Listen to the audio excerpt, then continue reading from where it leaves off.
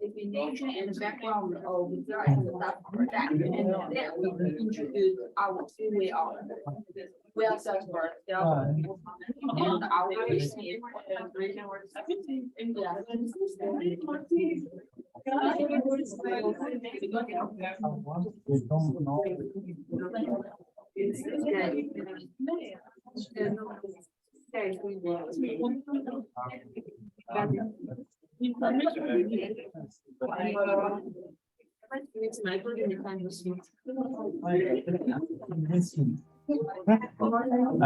I'm doing 5-16.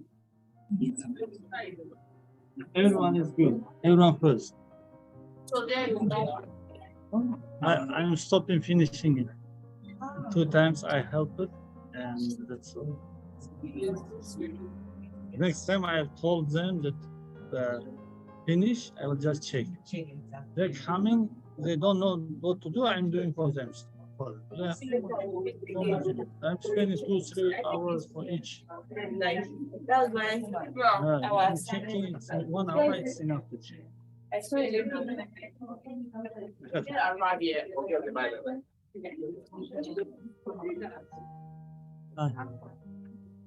How far it means? What's up with the price and market? What I did? Yeah, where is it? Where I am? Yes. Where is it? We have to submit on Wednesday. What's happening? Wednesday? 21st? Yes. Are you sure it's Wednesday? Yes, it's Wednesday. Even if we are not sure, this is deadline. It's a, yeah, okay. Just what are you doing now? Are you any headway? no, I did my part almost. Where is it? Where are you now? Let's see if we can help. Sent yesterday. You sent yesterday where? To our group.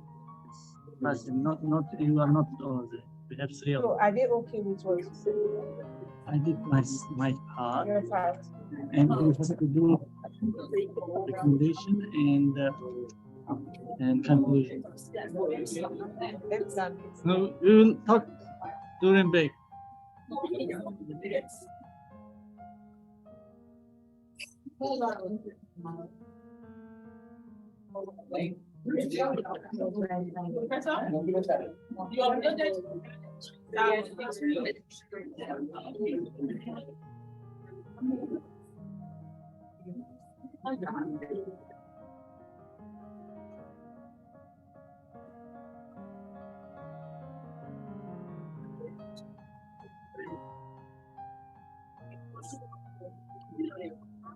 Okay, join please.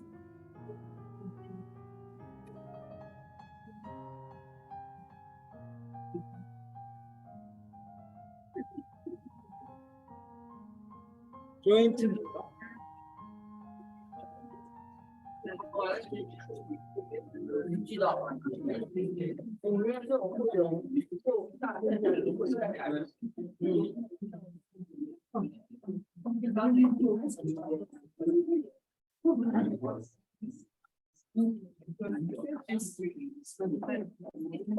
How are you?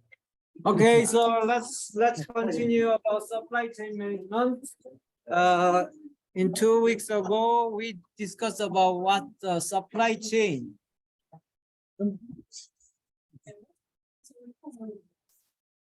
So supply chain is all party involved directly or indirectly in the procurement of product or raw materials. So that means raw material supplier, manufacturer, distributor, even end customer is included as a supply chain. And also we call their activities also called supply chain.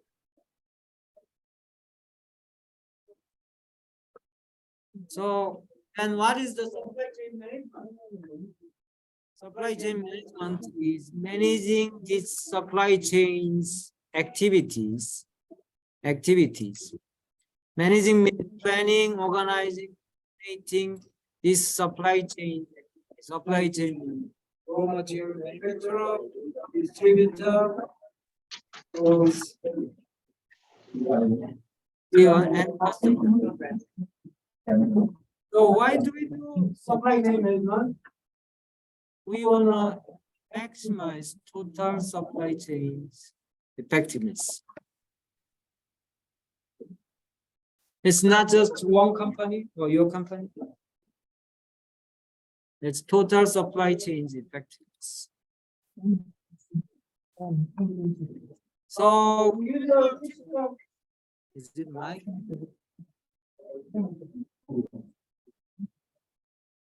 Typical. Let's see.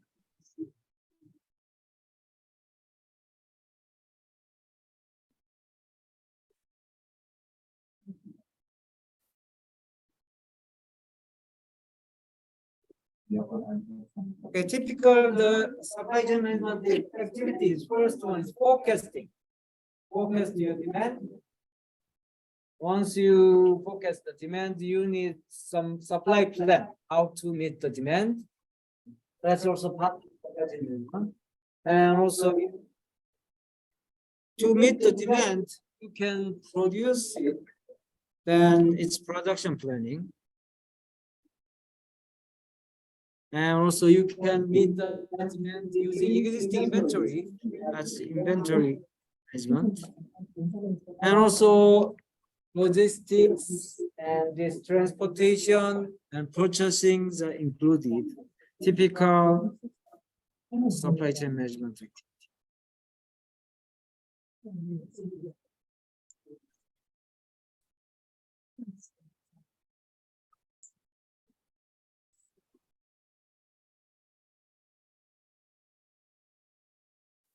Okay. So why do we do supply chain management? Because you wanna save the cost, so you make lots of effort, but sometimes that efforts add more cost to your company in the long run. That's the reason why we have to broaden your scope to the whole supply chain rather than your own company, because you are actually not reducing cost, but increasing cost of total supply chain. As an analogy, let's assume this is balloon. This is not fish. This is balloons. My apologies to the poor painting. Yeah. My wife teasing me, it's fish, not a balloon, but it's balloon. Let's assume the air inside of this balloon is cost of supply chain, total supply chain. Most company, if you have big bargaining power, what's typical approach of reduction of their cost is squeeze and transfer your cost to your supplier or your customer. That's typical approach. But this is not ideal. First, if you squeeze too much, balloon bursts, right? So your supplier bankrupt. Then you have to build a new supply chain, which is much more high cost. And also suppliers' bargaining power is going up. Then they will start trying to do the same thing, right? Squeeze. Then they transfer their cost to you. So this is not a desirable game. So idea is, let's find the focus on total supply chain and find a way to reduce the air inside the balloon.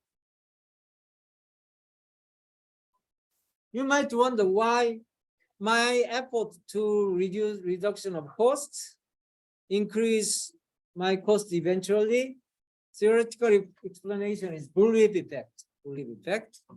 Bullwhip effect means variance of order or variance of demand become bigger and bigger as you move to the upstream supply chain.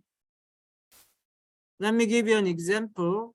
using diaper. This is diaper, baby's pants, instant pants. Let me ask a question. Let's assume there is a 1-year-old baby. How many diapers do you think baby consume per week? Give me some number. I have no idea. 30. By the way, are you recording?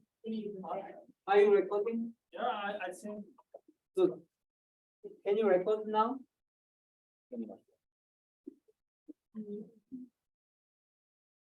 Okay. 25, 30. 30. Okay, but let's make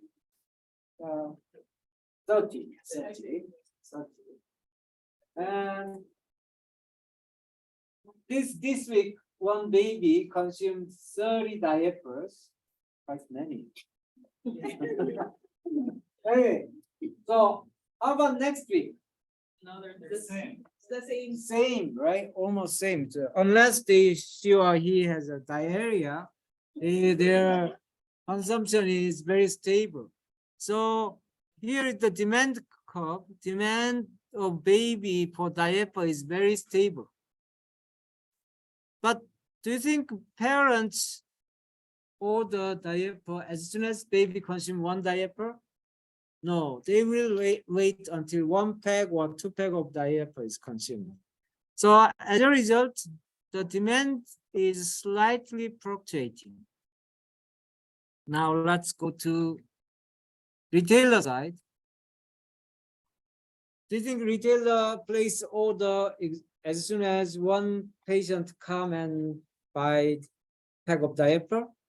No, they will wait until 1 box or 2 box is sold, because if you buy big, then you can get bigger discount. So retailers fluctuation, demand fluctuation is this way. Now wholesaler will not place order as soon as one retailer place order, right? They will wait until 1 food truck load reached, then they will place order. As a result, final manufacturer 3M's point of view, this demand of the diaper is really unpredictable. 1 month is very big, 1 month very low. So to meet this peak demand, they may need this much production capacity, like 2 factories. Increase the production capacity does not meet this, solve the problem. We can meet the peak demand. How about next month? Can you see next month there is no demand at all? Is it possible to fire all the factory workers this month and rehire next month? No, you cannot manage people that way. So as a result, to meet this fluctuation, there are huge costs involved, right? But if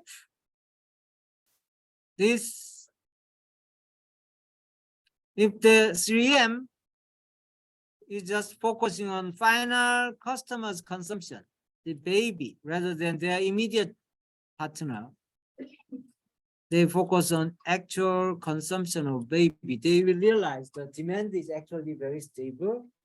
Then another way is, rather than having 2 factories, just having 1 factory and produce continuously, then it eventually meets all the demand.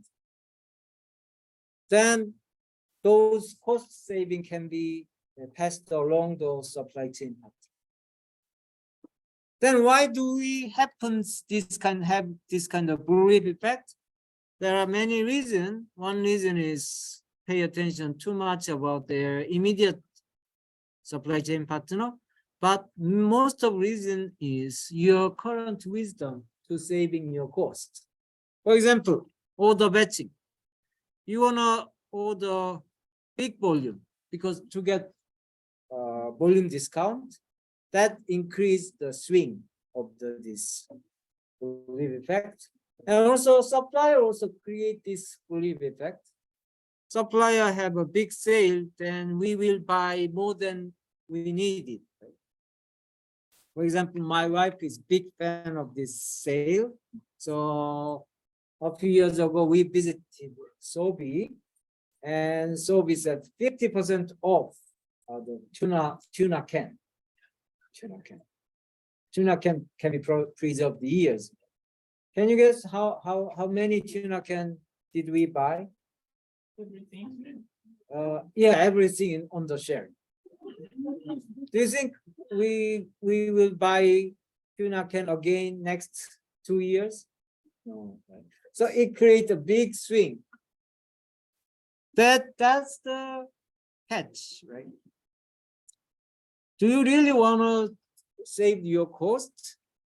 Then you have to broaden your scope, total supply chain. Otherwise, you are making pumping costs actually increase the costs. It appears initially reducing your cost, but in the long run, you will add more cost. That's the reason why we need to do supply chain management. So change your paradigm. I found a commercial which shows good speed of supply chain management. So I will show you that one.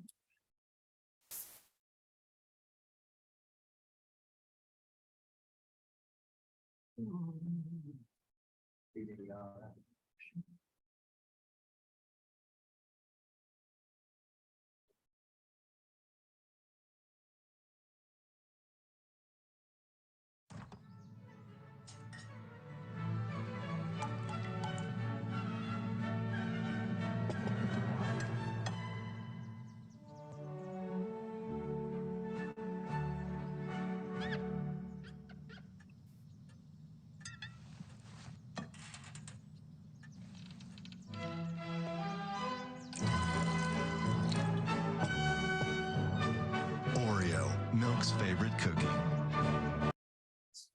As you see in this example, if you cooperate together with supplier, you can enjoy delicious cookie, Oreo cookie with milk.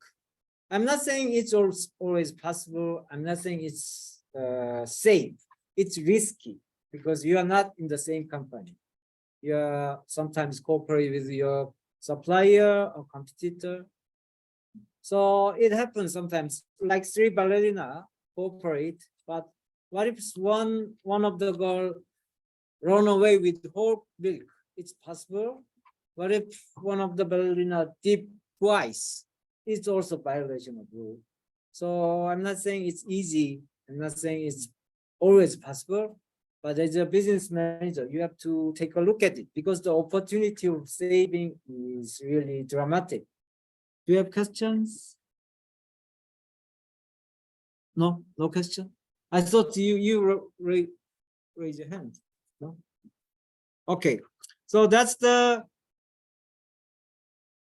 spirit of supply chain management. And another way to look up is from the risk management point of view. So this left part is a manager without CRM mind, without supply chain mind. And the other one, this right side is managers with SCM mind. So those who do not have any supply chain management idea, their assumption is like this. Supplier will buy good raw material at low price. Supplier will buy good material at low price. Their assumption is, look, who wants to buy bad material at high price? So everybody will make up. So we have to believe in suppliers. But who knows? Supplier is buying your material very high, and you can help them buy good raw material at low price. So I will give you example in the next case. And also another naive assumption is supplier will reserve production capacity for us. If you really want, they reserve your production capacity for us, then help them. They can make an accurate forecast. So then they will reserve for us. Otherwise, they will not reserve production capacity for us. Okay. So that kind of thing. And the other thing is exchange rate and oil price. Can you control exchange rate or oil price? No, it's not controllable. So because it's not controllable, sometimes you just let it given. Yeah, that's those managers who do not have supply chain management mind. But believe it or not, this exchange rate and oil price is two important factor influence your profitability in case of large organization. So although you cannot control, you can do something about that. For example, speculate and include it as a contract condition, or make a long-term contract so you can get supply with stable and fixed one. That's the supply chain management. So then what's the typical problem in a sequential supply chain? I need 5 volunteers. 1, 2, 3. 1, 2, 3, please come.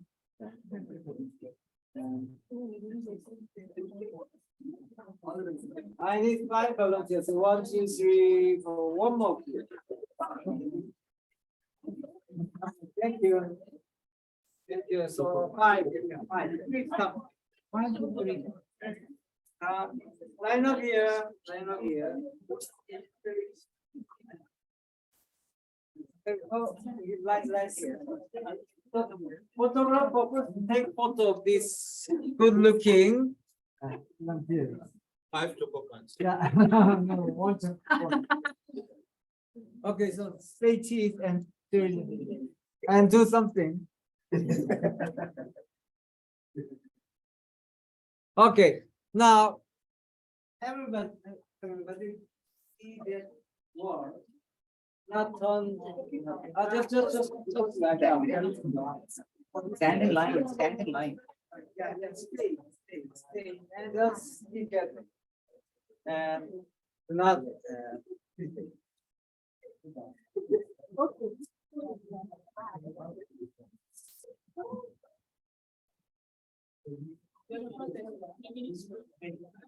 Okay. You are customer. You are retailer. You are wholesaler. Show others. You are. And you are distributor. You are manufacturer. Now, customer will convey the requirements to the retailer, and the retailer will pass, but you cannot talk. You can only convey requirements using your gesture. So keep looking at that word, that side word, and now.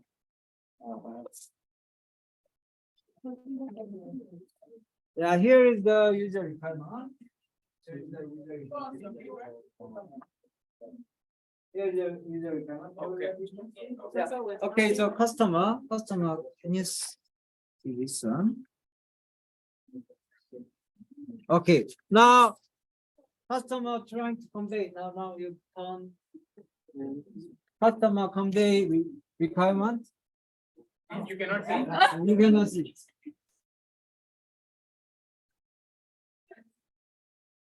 Okay, that's enough. Now it's done. And now convey the requirement.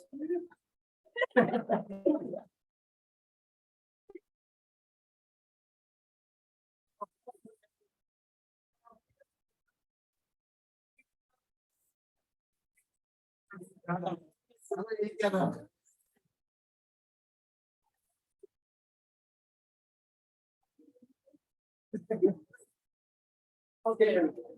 That's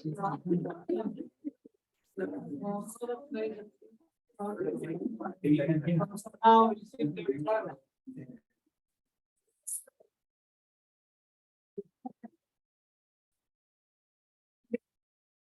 Okay, thank you.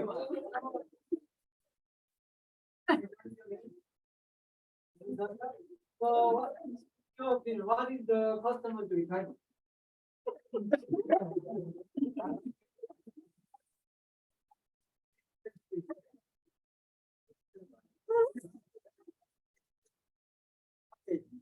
So now, so I think this is sequence of supply chain. If supply chain is long, the customer information delivered very slow manner because it's sequential. And also you will see the distortion occurs. So actually customer requirement is distorted and wrong requirement was arrived in the actual manufacturing. That's the problem. Now let me make a solution. So now we build a website and every supply chain partners join this website. Then customer posts the requirements, the website, because you joined it, you can see instantly.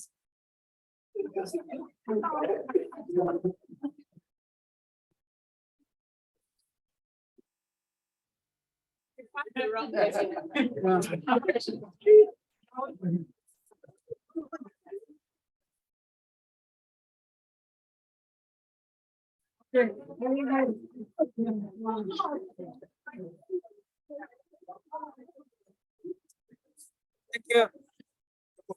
Yeah, one choco point. Where is the, can you?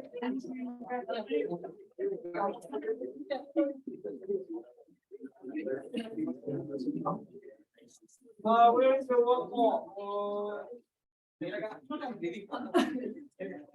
It's in the retailer. Where is the retailer?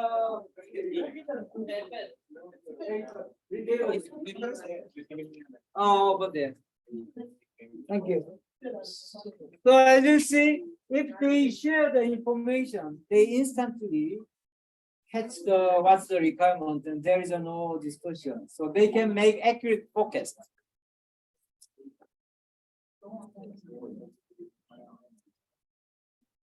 So now let's review a few cases. One is the HP monitors cases. HP company is big company.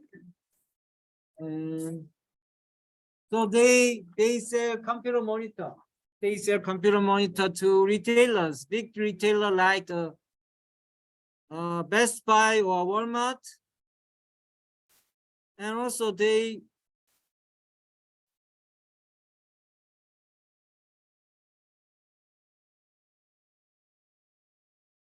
also they do not make computer monitor by themselves, but they are having two big OEM companies. Because this OEM supplier is very big,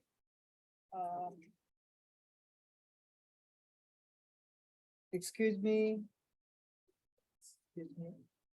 So big, so they thought it must be there must be no problem, but actually there are always some delay in delivery, or sometimes they did not make delivery on the right quantity. So they decided, okay, let's do supply chain management.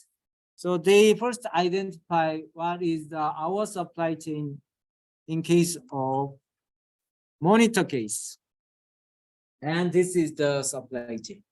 First of all, you can see it's very long sequential supply chain.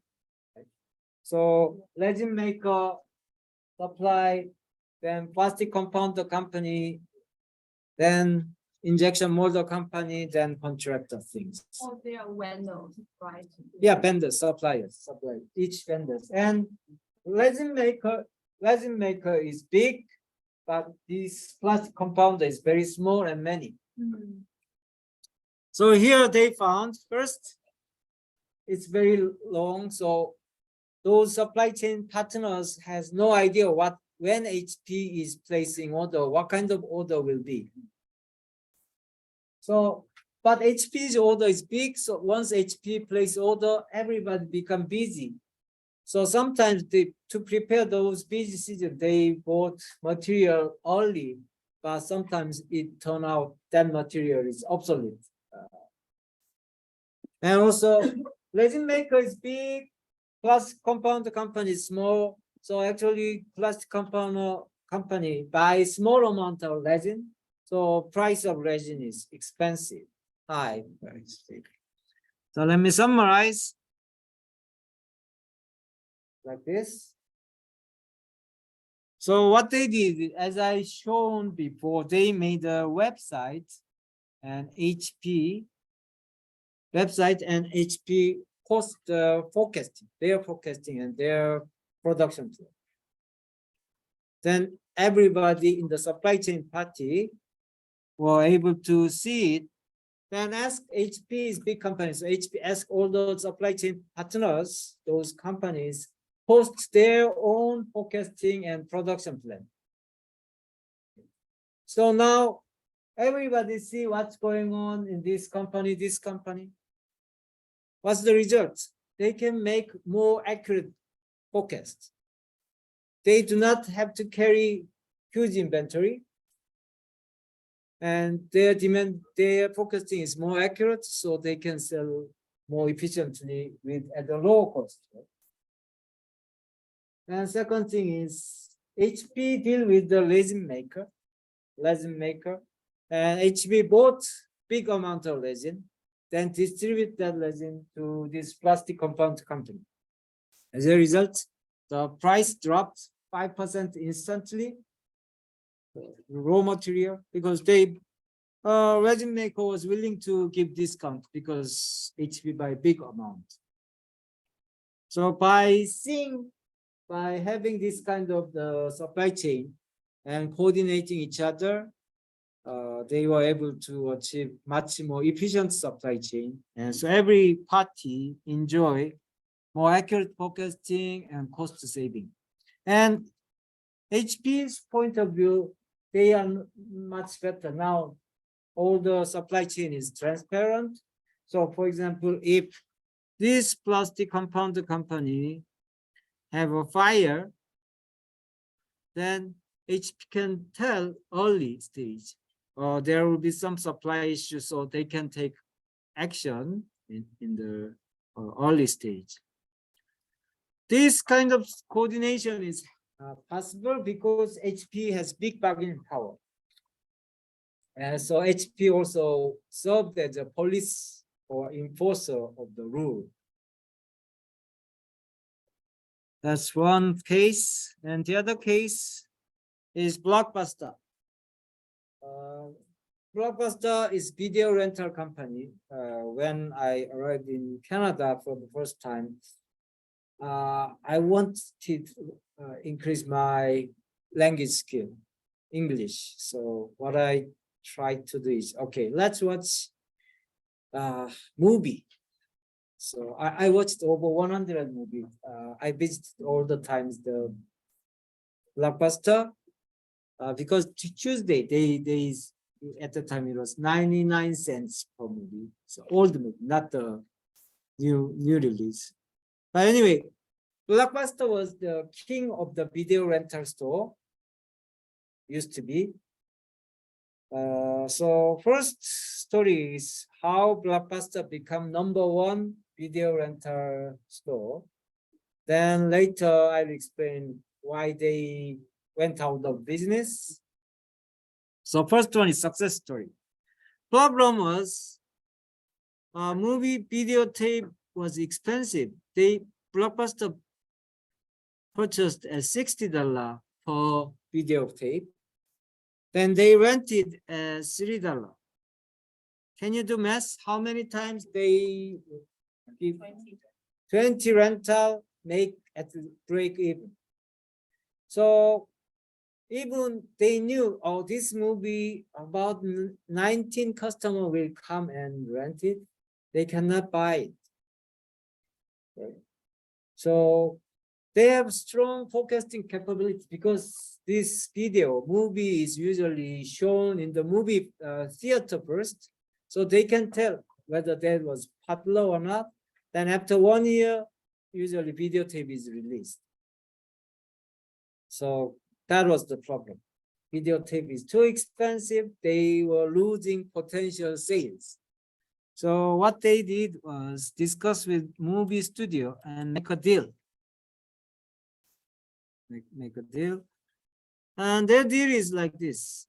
The movie studio sell the movie at $9 per tape. Before it was $60. But instead, movie studio receive 50% of rental revenue. So $3 is rental revenue. Now the Blockbuster only get $1.50. But their cost buying movie is $9. Can you do math again? 9 divided by 1.5? 6 times. Right. Genius. So 6 times. So before 20 times. So now you can have more videotape, because as long as you think 6 or more customer will come and rent this video, then you can buy it. So this deal was win-win. So in case of the Blockbuster, they can buy more new release. So customer willing to visit Blockbuster first. When you go Blockbuster, you can find new movies all the time. So actually that time they made a guarantee. Yeah, if you cannot find new release in my Blockbuster, then next rental of that movie will be free. So as of this deal, their market share increased by 5%. So that's one of the reasons why Blockbuster become a #1 in video rental. And also the movie studio also, they sold the movie itself very low price, but because they get revenue, their total revenue is better than before. But this deal did not last long. After 5 years later, those movie studios sued the Blockbuster. So Blockbuster's accusation is Blockbuster's rent the video while they declare this is defect. So there is a trust issue and risk issue between partners, but it's worth to try. Then next one is why Blockbuster went out of business. New thing happens. The movie medium has been changed. It used to be a video, which is thick and heavy. Now movie studio deliver movie using DVD, thin and light. So several companies find a new way to rent this video movie. So they trying to use postal mail. One of the company is Netflix. Currently, you know, Netflix as an online streaming company is that their initial business model was DVD mailing. So their idea is like this. So you pay monthly $20. Then you can hold up to 3 movies. And if you want a new movie, you have to return by a postal mail. But you can order by online what movie you want. Now, because it's using postal mail as a supply chain, so their supply chain cost is way lower. They only have 16 distribution centers. So their employees 381. Customer choose movie from online, so more selection than Blockbuster. Blockbuster's usual strength was it's everywhere, but it become a burden now. 8,000 branch, so about 89,000 employee. Whose cost is bigger, Blockbuster or Netflix? Blockbuster, right? So this cost is burden. So their revenue decrease a little bit, slightly decrease, then they declare, we cannot do this business. So meaning is now competition is not just company to company, it's supply chain versus another supply chain. Another one is Netflix versus Netflix. So Netflix started with DVD renting, but online streaming getting bigger and bigger. Then at certain point in 2011, they made bold decision. Okay, this is deal. You paid at $10 both DVD and online streaming, but now you have to choose either pay $16 or you choose just online streaming or DVD. Would you take this deal? Consumer was very mad because it's 60% increase. And so actually, when the CEO made this decision, all the directors did not like this idea and object. But the CEO actually made a decision. So the result was quite painful. Over 800,000 subscribers left, and their stock price dropped 77%. But when you see the results, his decision was correct. So this pink color is online subscription. This orange color is DVD subscription. So when company ask consumers change their decision, that's this one. So 20.5 million, or I don't know the exact number, but after 2 years, this online streaming become 50% growth, 20 to 30. And orange color, it's DVD renting. This business shrink just in 2 years by half, 50%. So after 2 years, the Netflix recovered all the sales. So this was painful decision, but it was right decision. Because they knew new supply chain is much more competitive, will be much stronger. So you cannot compete. Similar were between Amazon and Walmart. Right? Walmart's strength is it's everywhere. Many branches, physical branches. But Amazon's supply chain is using mailing and strong fulfillment center, distribution center. So compare their cost structure. Amazon has 140 distribution center, but Walmart has for over 4,600 branch. Which one is more cost effective, Amazon or Walmart? So, of course, Walmart is very strong in the IT use of information technology.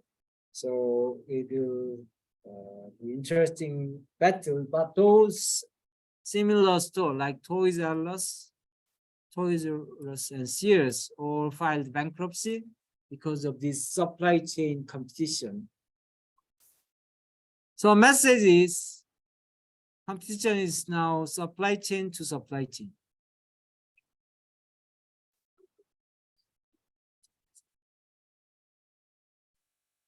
So what kind of information technology we can use? First one is point of sale terminal. You can scan each sales, then you can capture the sales real time. And extranet is making a website and supply chain parties join together and share, as I shown in the demonstration. And EDI is electronic data interchange or document interchange. So let's see EDI a little bit. Let's assume you are buying some material. So you are here, and this is your supplier.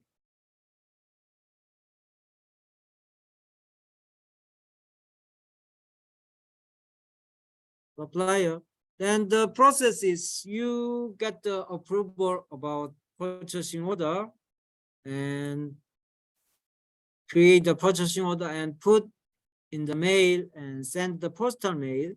Then supplier open your mail and retype all the information on their computer. So there is a two problem. One problem is if you send it by postal mail, it takes time. How long does it take from here to Vancouver if you send the document? 2 weeks or several days to one over the week, right? And second thing is almost same information is typed twice, typed by yourself and then typed by suppliers. So first, the ordering time is take a week. That means you have to prepare more stuff to endure one more week. And also retyping create error, redundant typing create error. So actually purchasers significant portion of time is spent by reconcile order inconsistency. So idea is why don't you send this document purchasing order electronically? Then ordering time is only a few seconds and no redundant typing, so you can reduce the ordering error and RFID is kind of cheap. So you can keep track of all the things, right? So RFID's difference is you can store more information than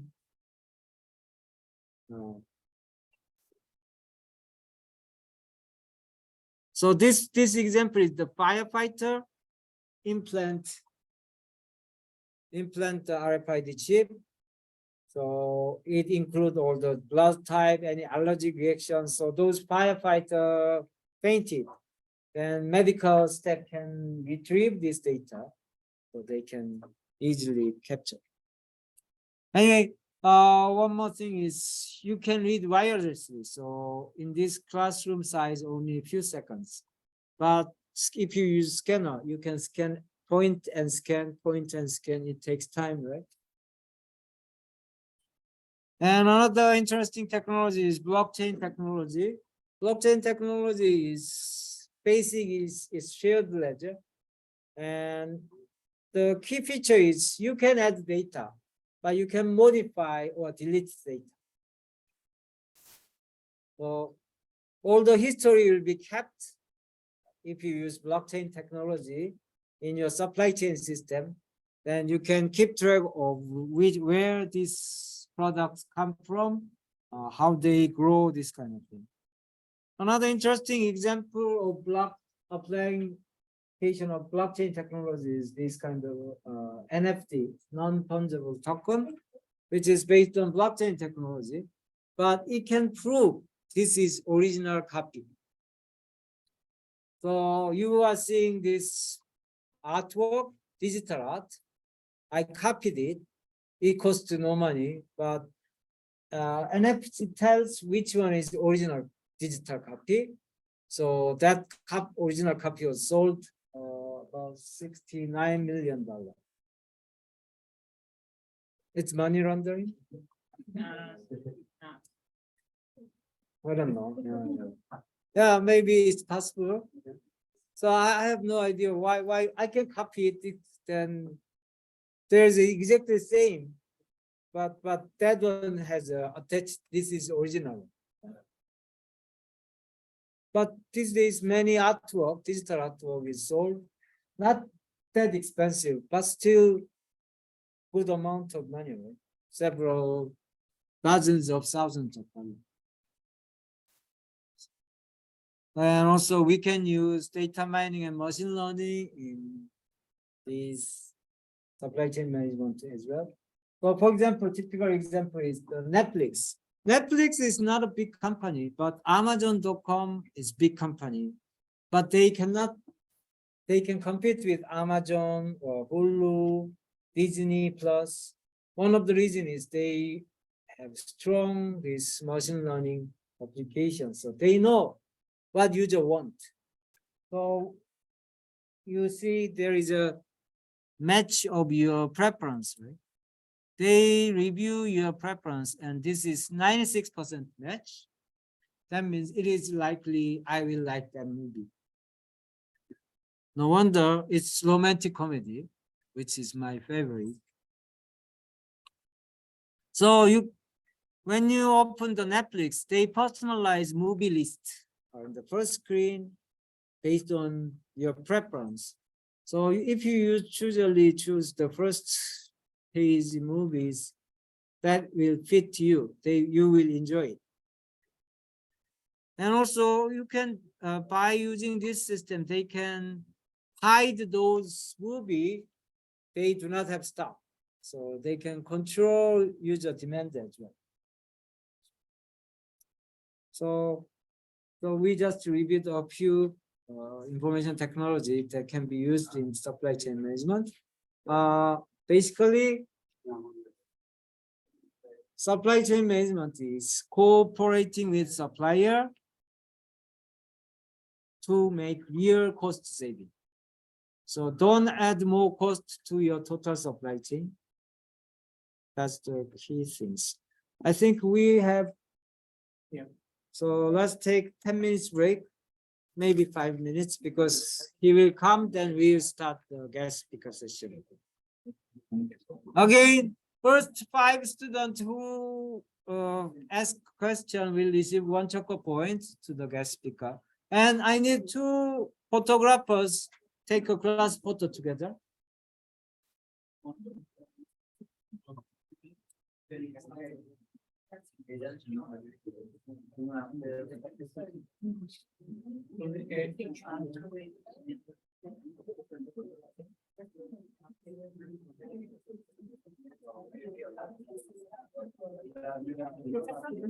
Second.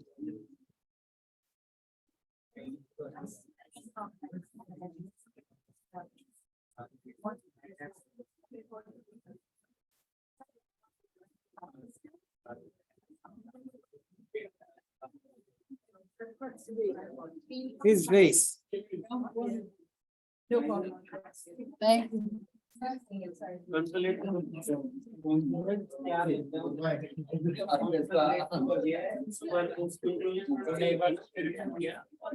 Yes.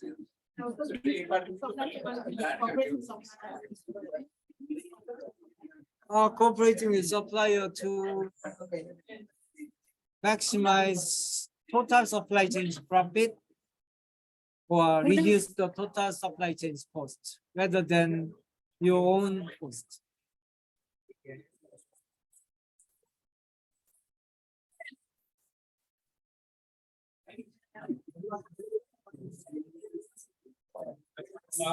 Class.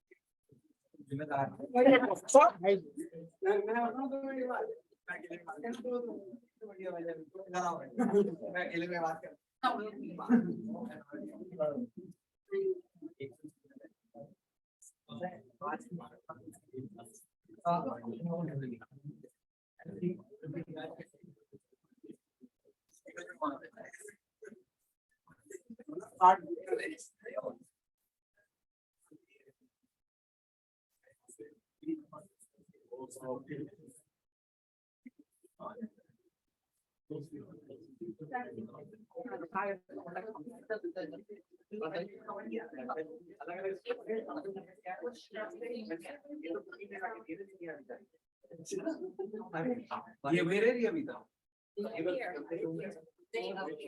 मैं impact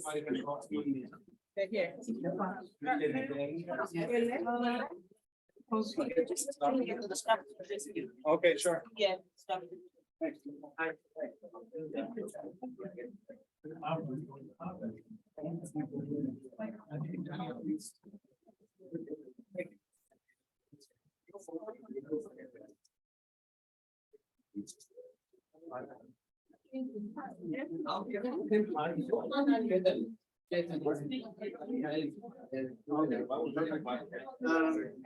Should can I get set up? Or should I just wait?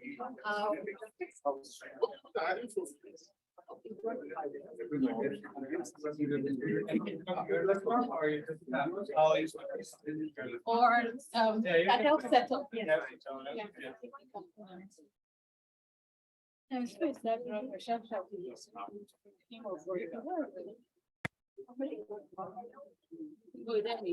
Hello, how are you? Good, good. How are you? We're gonna do Zoom as well, or? Yes, yes.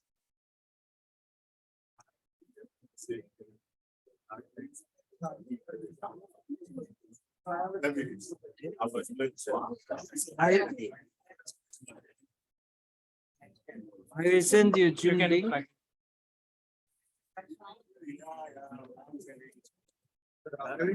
Yeah.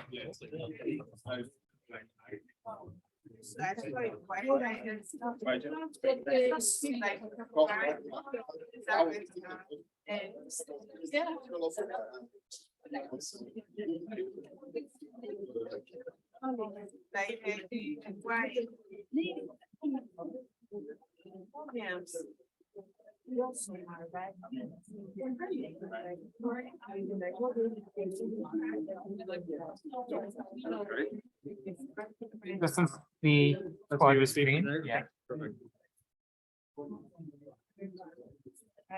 So I just sent Zoom link? yes.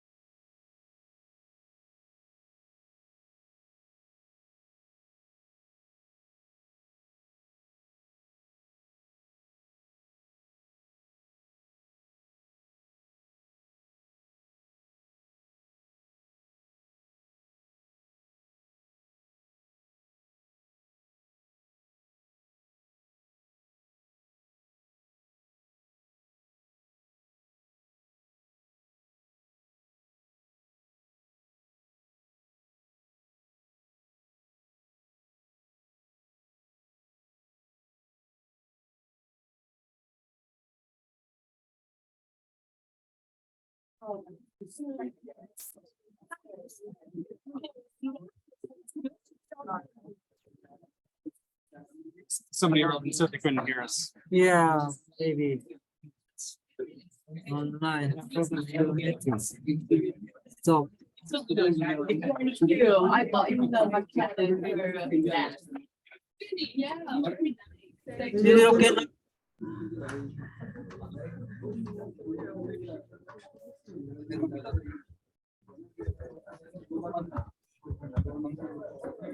Okay. Can you give? Okay. Mr. Bembo and yeah, another speaker. So there's an echo on the call here, so I'm trying to make that. I think There we go. Nope. mute all.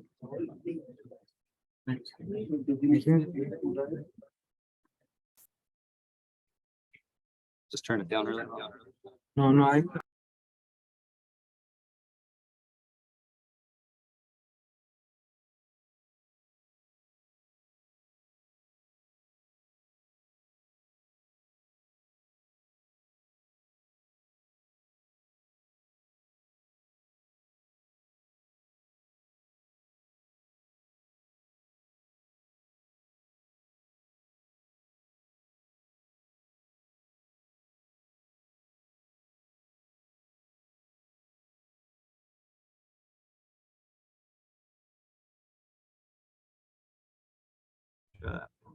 Okay.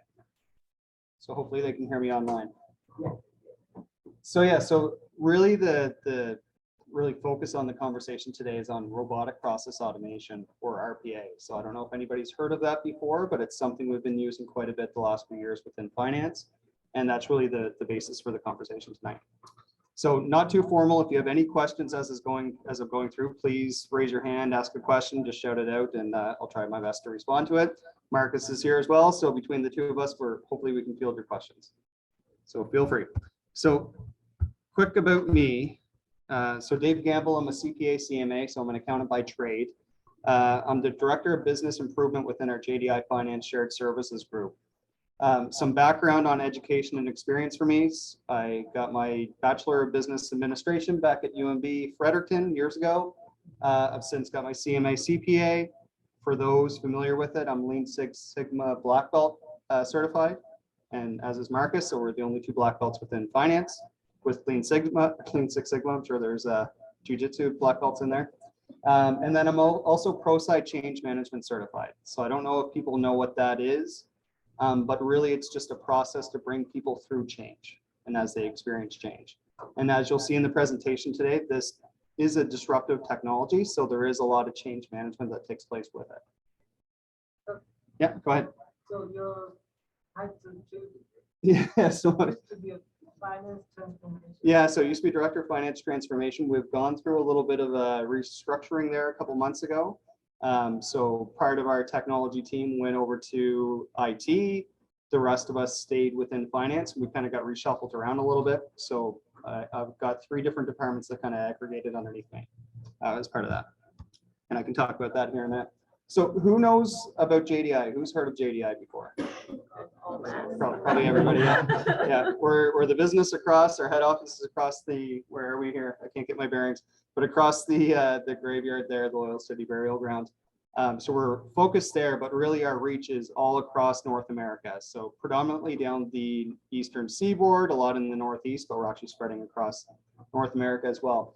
And we're in a lot of different industries. So you can see them on there. So predominantly we started as a forestry industry that has spread vertically along that supply chain into a lot of different businesses. So we're very much vertically integrated. We've either bought or created a lot of companies to really grow the business to what it is today.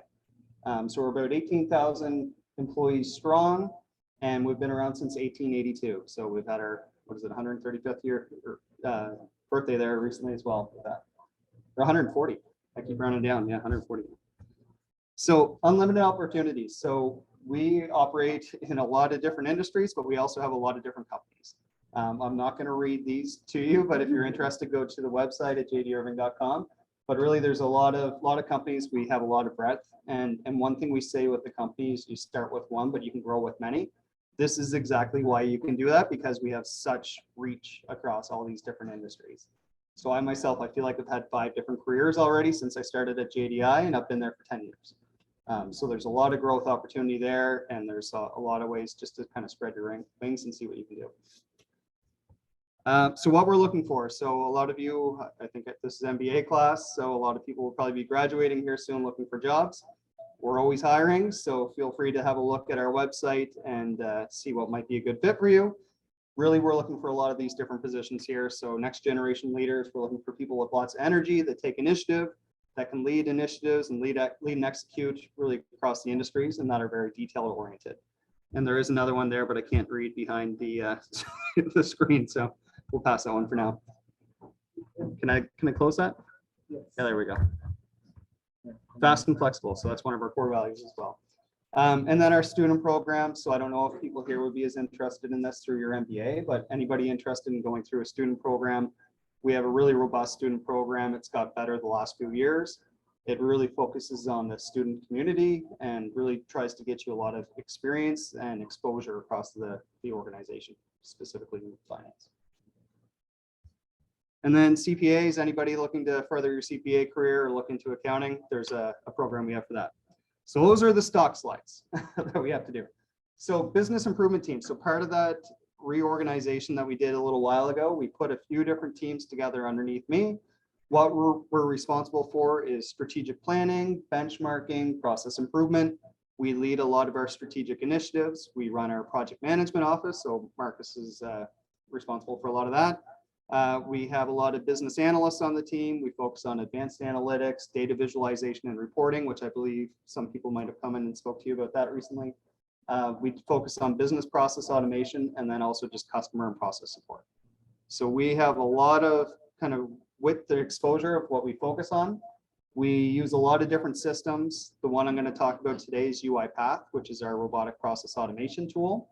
But we use a lot of different tools. There are a lot more coming down the pipeline. But one thing we find with our team is the tools aren't as important as your skill set and your flexibility just to learn. So really what we're looking for on the team, it doesn't necessarily mean you know how to use those systems. It'd be great if you did, but if you don't, really what we're looking for is people with aptitude and the ability to do that. And then a lot of different functions as well that we support. So I won't go through all those. So before I go into the presentation, a little quick disclaimer. I am a finance person who uses this technology, and I'm going to talk about my experience with using that technology. I'm not an expert in this field. If you want to know more and get the expert opinion, I'm not it. Reach out to one of the vendors there. But really that's what's the focus today, is really just our experience using this technology. Yeah. Can you show me them? Sure. I think then let's mute yours. Okay. And let's unmute mine. So you can. You? Okay. Then they can. That's right. That's right. That's right.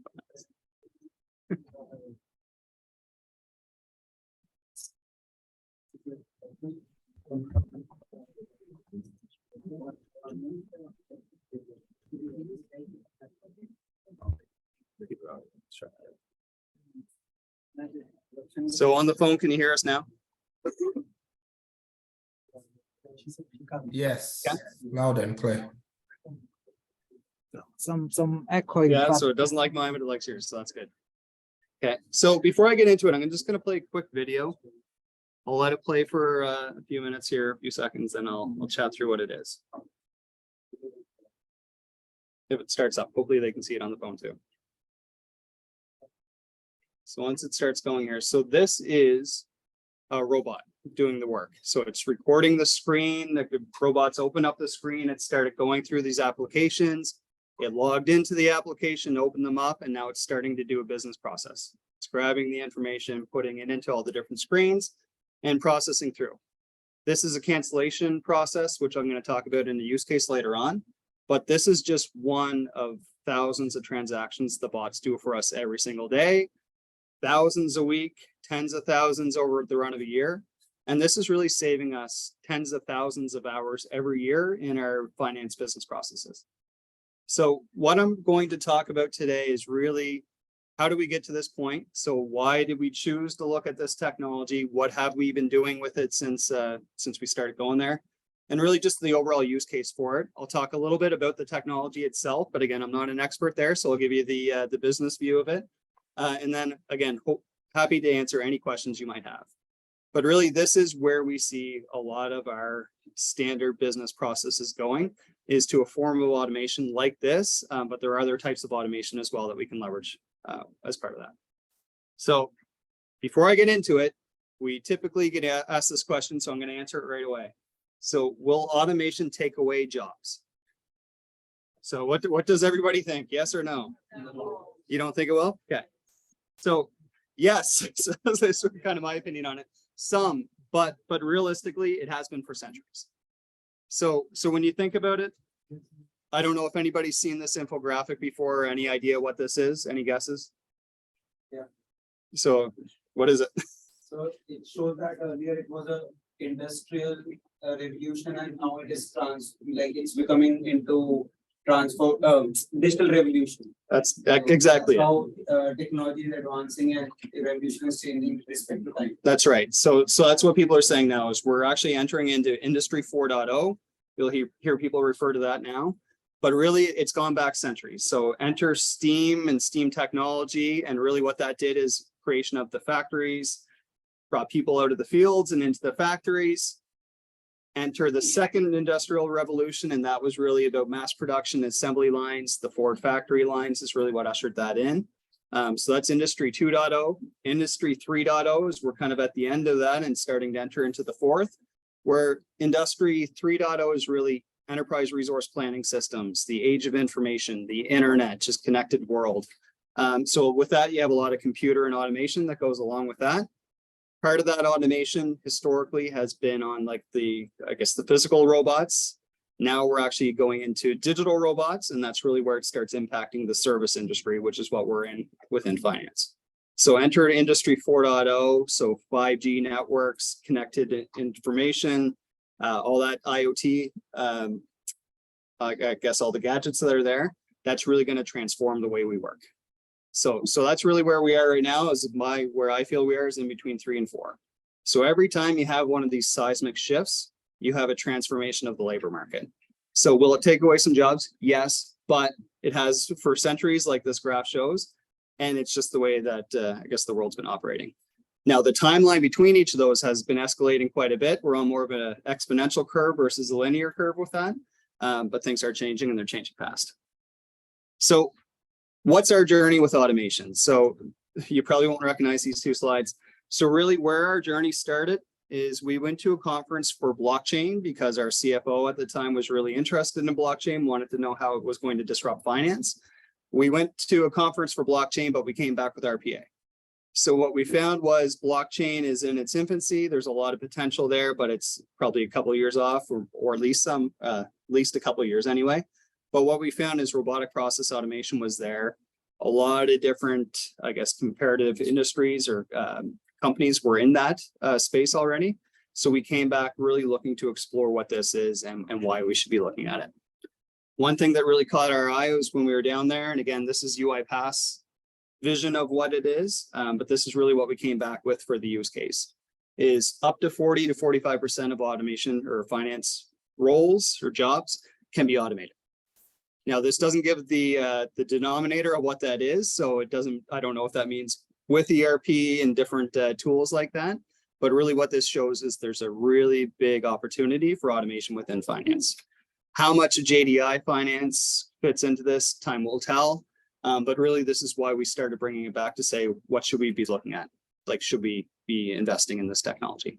And we decided yes. So our journey with this, so we started back in 2018. So that's when we went to the conferences for blockchain, but we came back with robotic process automation. We were educating our leadership team at the time about what these technologies are and how we could use it. So 2018, we did a lot of education. We got the go ahead to spin up a team. So in 2019, I started a new team called the Intelligent Automation Team. started doing some hiring. We brought on a vendor to really show us the ins and outs of the technology. Because we're in finance, we wanted to make sure that we were audit proof for that. We weren't violating segregation of duties, policies, and things like that, just to make sure it was ironclad before we started going with this. Because we did hear some horror stories from the conferences and from people that we talked to about how bad this can get really quickly. So we wanted to make sure we had that foundation before we started. So we engaged an external vendor, started hiring people on the team. February that year, we started training, hiring, and April 2019, we went live with our first bot. Fast forward to today, and it's one of our core competencies within finance. So we call 9 digital employees. We have 9 licenses essentially with these, our vendor. They can work 24/7 as long as the instruments are connected, the apps are running, things like that. So we have 9 digital employees that can work 24/7 and do transactions like that one that I had recorded. And we have 25 plus processes automated. And again, tens of thousands of hours equivalent of what that means for efficiency savings. So any questions up till here? Yeah, go ahead. Okay, so I'm assuming the 9 digital employees are like what I call the MBA or the record that was doing the input into the software system that you had there. So assuming that's a financial software system where you have figures going in and all that, is there a physical check from someone, within the department just to be sure that the figures are right and they tally up, or you just let the robots do everything? Well, we just let them know they have user IDs and credentials the same way anybody would logging into these systems. So when it logs into the system, a lot of these have an RPA underscore username attached to them. So you can see exactly what they did, what processes they went through and how they got to the end result.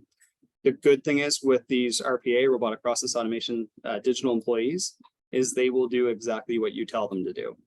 And we have a very rigorous code review process to make sure that nobody's adding anything into that to make sure it can't do anything that it's not supposed to. So when these go live, they've already been checked to make sure that they're not going to do anything malicious. We have checks and balances to make sure that nobody else can go in and change it after the fact. And then it's going to do exactly what you tell it to do. So it's very audit proof in that sense. But then it actually, when we do our internal audits and our steps, checks and balances, just part of our normal organization, they get checked the same way any other user would. Okay. Yeah. But Can you name a few of those processes which you automated? I'll go into it here in a little bit. Yeah, if that works. Sure. Okay. Any other questions? Yeah, go ahead. How do you manage the risk of the cybersecurity risk? I'm thinking that because all of this is done digitally and online, it would introduce some sort of risk into your system. Yes, so we're very risk adverse, let's call it at JDI. So our systems are very locked down. We're starting to move some things towards the cloud, but we're very hesitant to do so. Just for that very reason is what happens if they get hacked? What happens if things change? So we've been slow to adopt cloud for that reason. But a lot of these bots operate on premises. Yeah, for that reason. So they're kind of protected from the outside world in that regards. But we do have a business continuity plan in place with bots in mind so that if anything does happen, we know how to unplug everything and kind of keep the business running. Yeah. Yeah. Yeah, go ahead.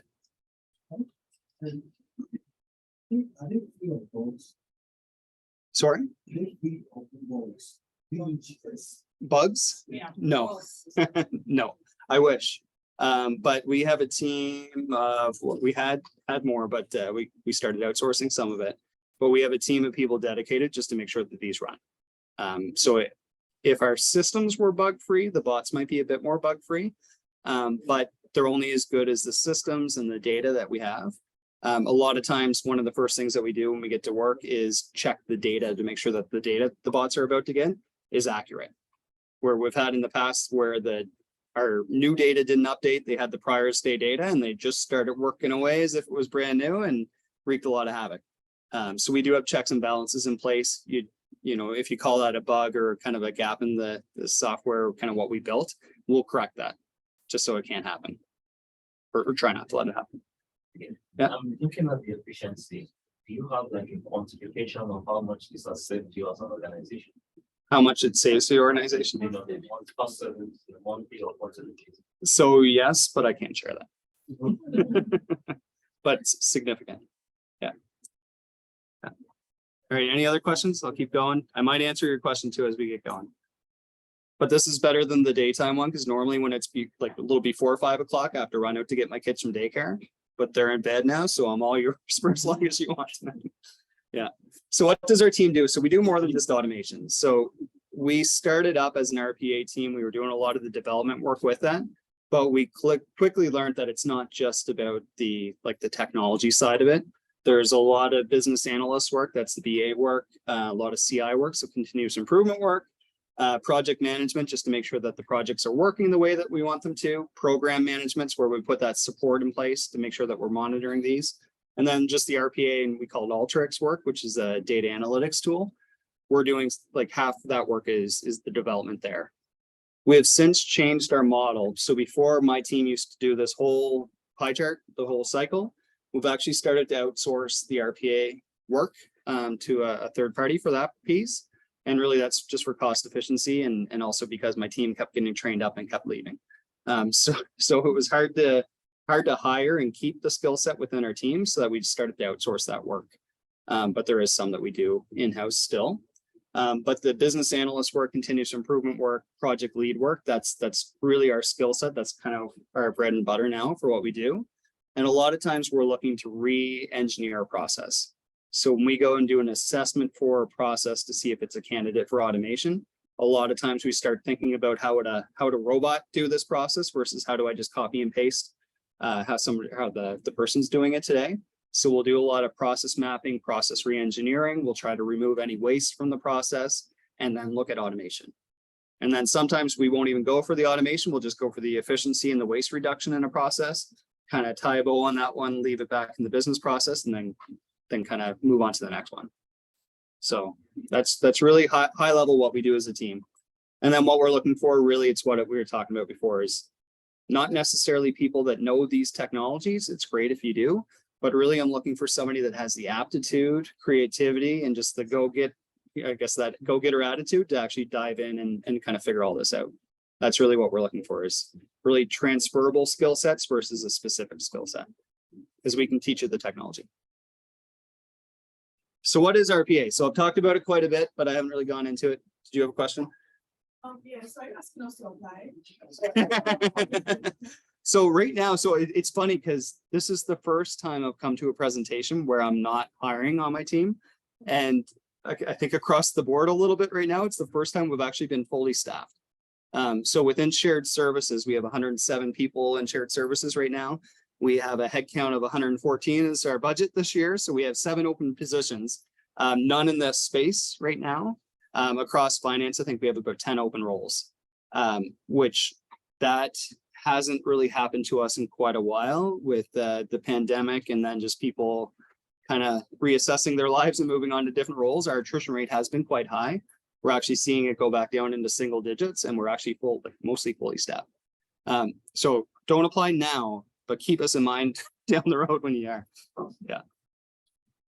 Yeah. So what is RPA? So robotic process automation. So it's a software-based technology, uses software robots. It mimics and integrates human actions, and it does that within digital systems.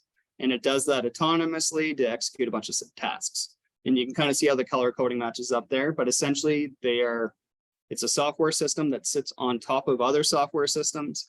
It takes over a computer and it can follow a series of steps. It's technology so that it can do a lot more than just what you could do from what you can see on a screen. So it can go and access databases, websites. It can use different languages to kind of tap into databases in the background, make calculations. It can send emails. It can do pretty much anything you could do on your own computer, plus a lot of other technology-based skill sets.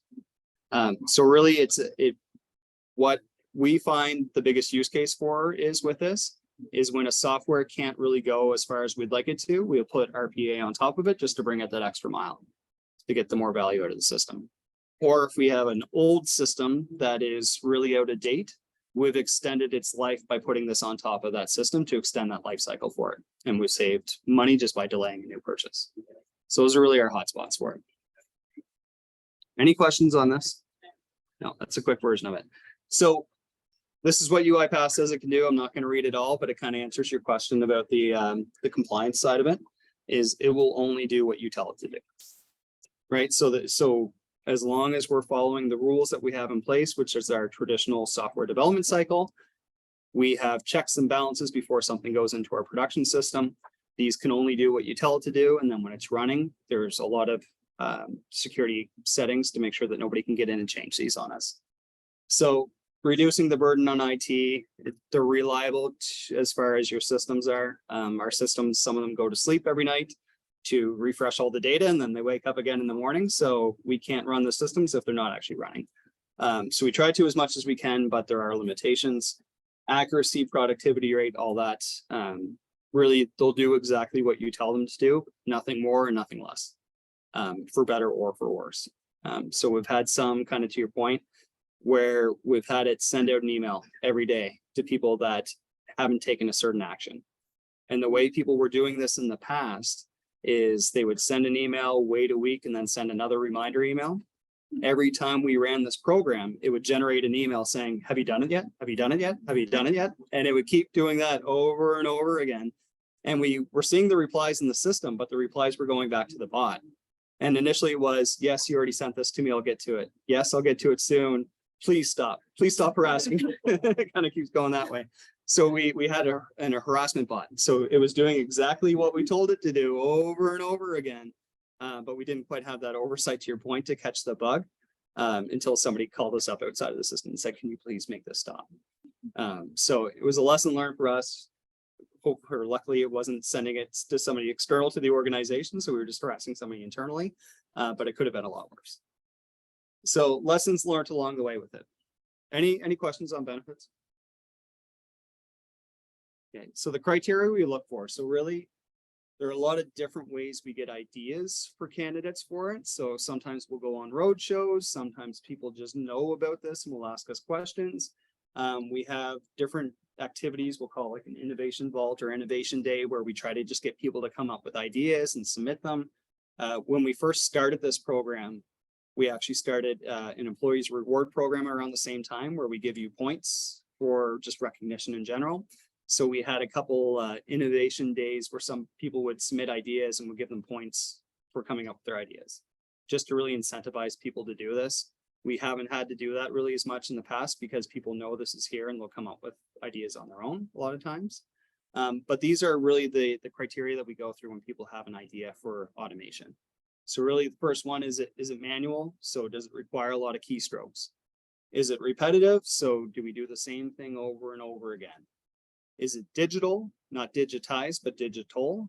So the difference with that being is the data readily available for us to use within technology systems versus did somebody just take a picture and digitize something and then send it to us?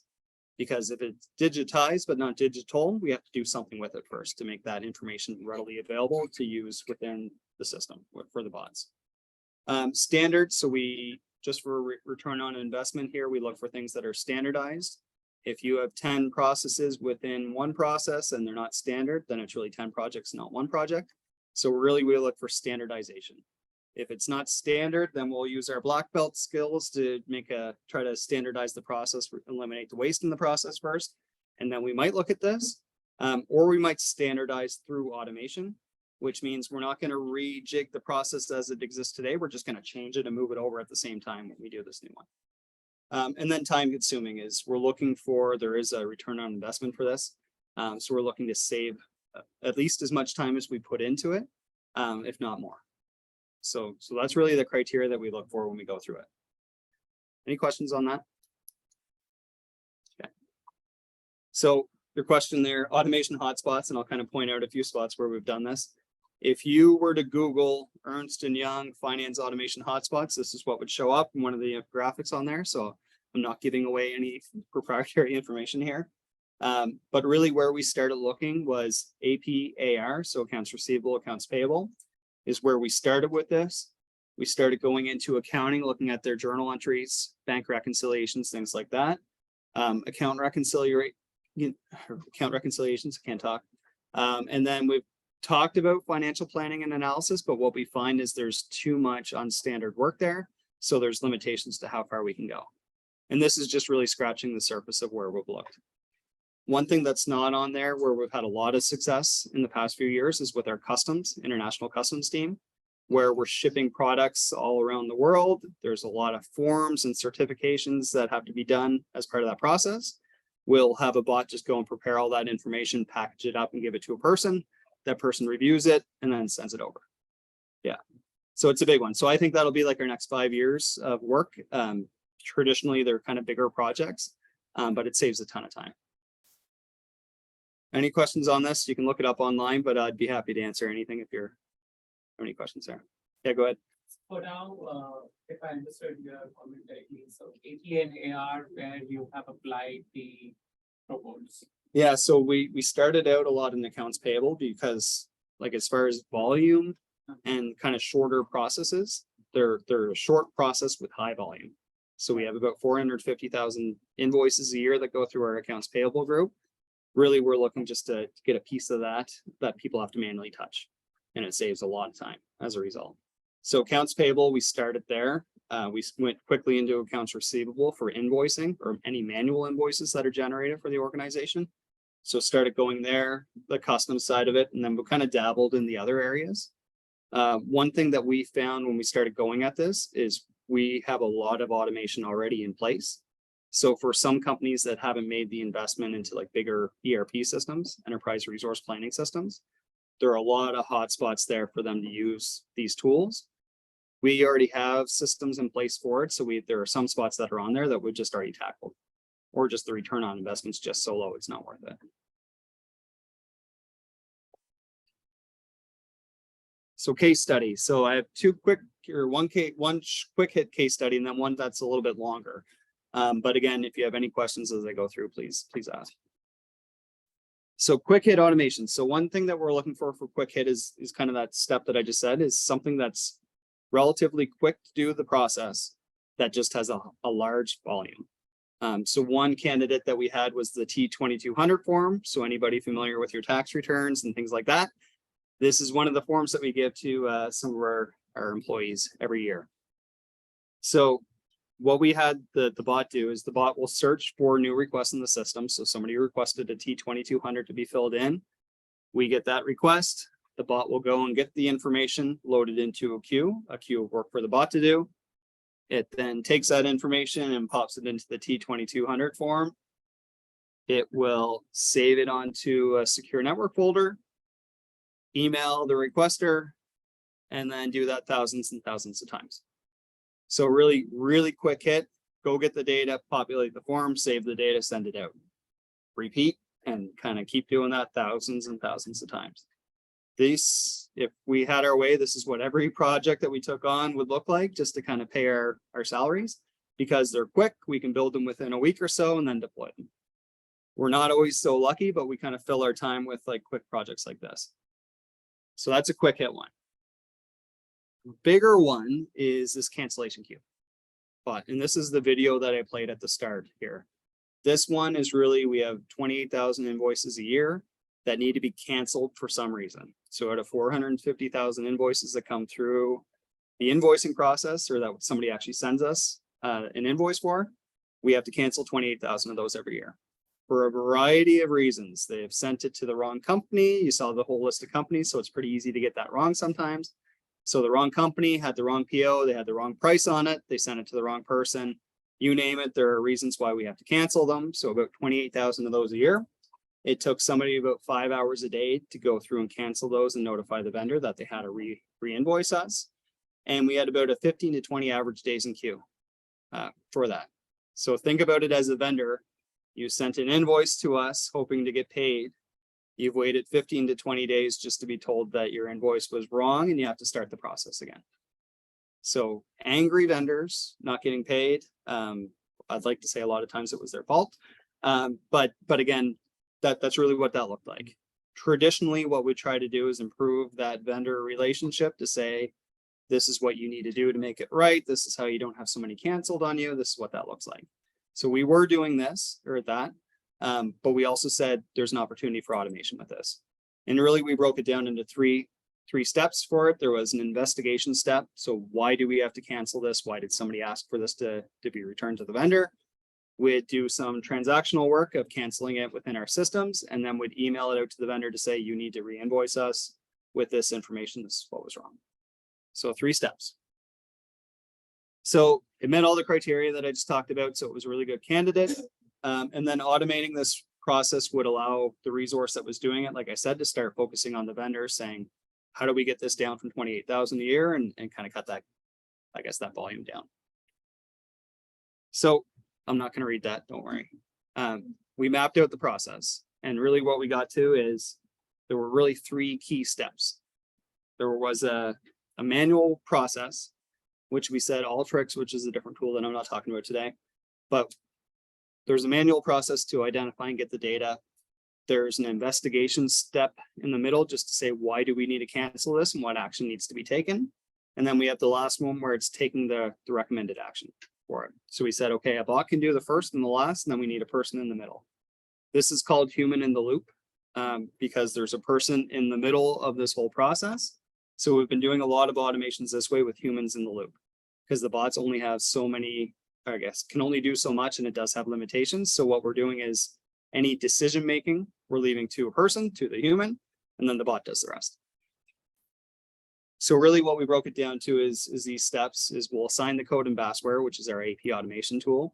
Somebody goes through, says invoice 1 has needs action A1 taken with it, and it will go and do that. Alteryx, which is our data, I guess, data analytics tool, will retrieve that information, look through for certain criteria, and then queue that up for a bot to do some work.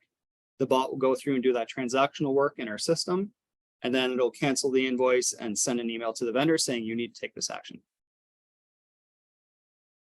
So benefits for that one, we went from 5 hours a day down to 1 hour a day.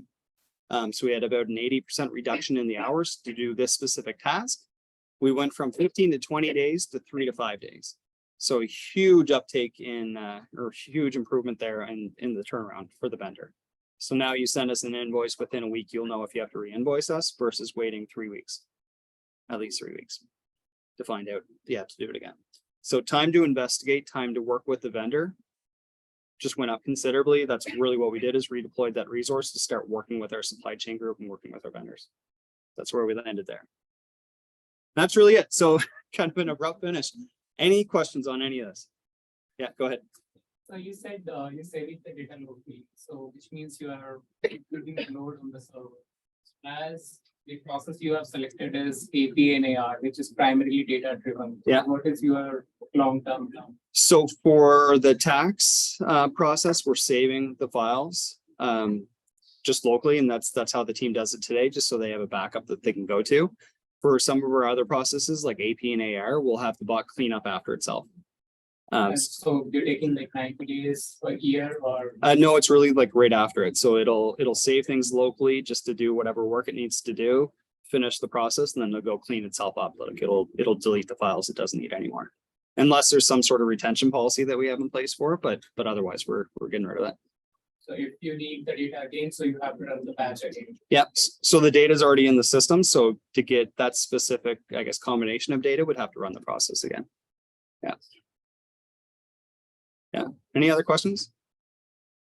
But yeah, so first time is on audit system. This audit system implemented as well. And the IT audit itself, the whole audit process is automated, and I think it's smart, or it is how does it interface with external auditors, or you have an audit team that is physical, so it's not. We're actually looking at a turnkey solution to do some of the audit work for us. What we found was trying to put bots on top of the audits is the audits aren't always the same, like they're not performed the same way every single time. So we haven't done it.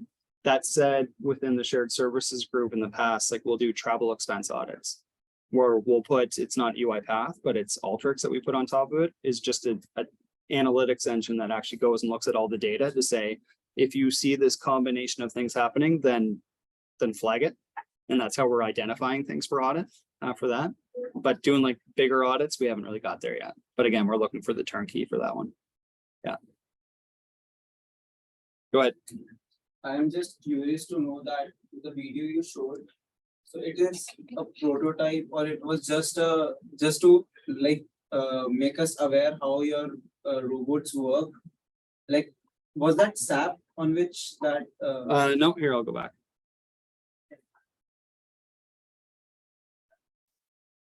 So that was actually Bassware is the tool.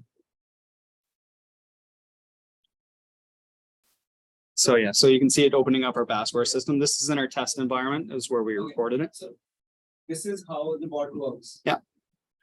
So basically, all your working is dedicated, like all the bots are working the way in this demo video is. For this specific process, they're actually doing something slightly different is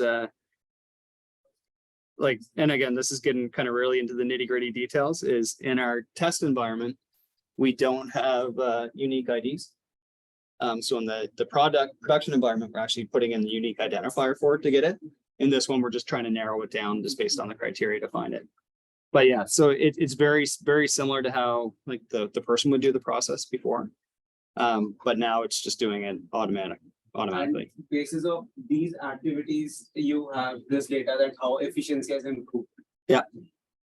Yeah, that's right. Question back there, yeah. So my question is, be able to maintain compliance when the banking regulations are always changing. Yeah. So how are you able to maintain compliance? How are you able to reduce compliance? The compliance into it. So the bot will do whatever we tell it to do. So I guess it's 100% compliant for that.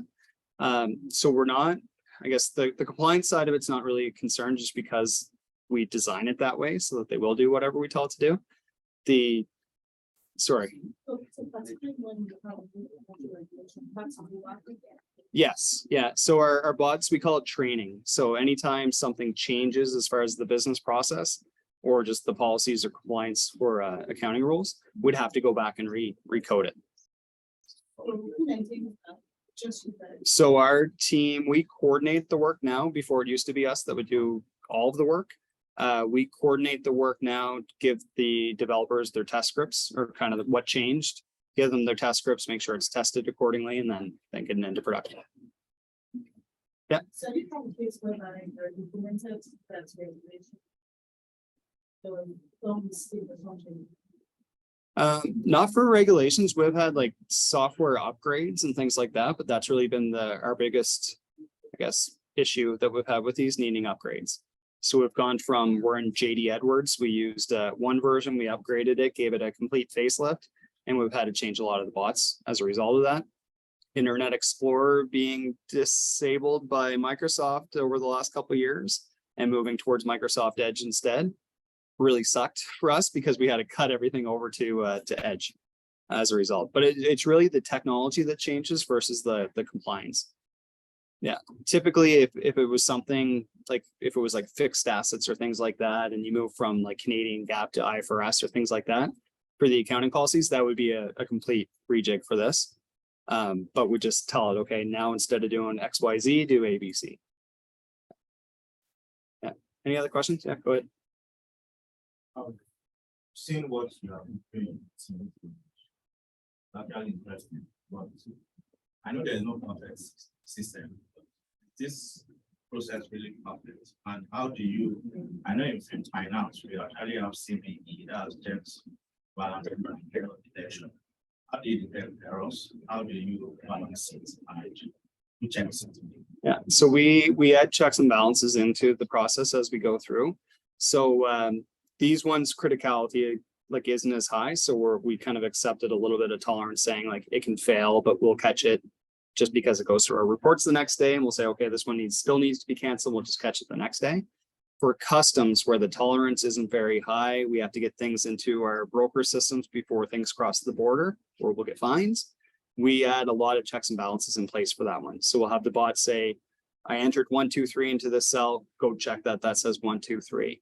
I'm about to hit send, go validate all the data on here, or we'll say, okay, run a report, do a reconciliation, make sure it's all matched up, and then put it through.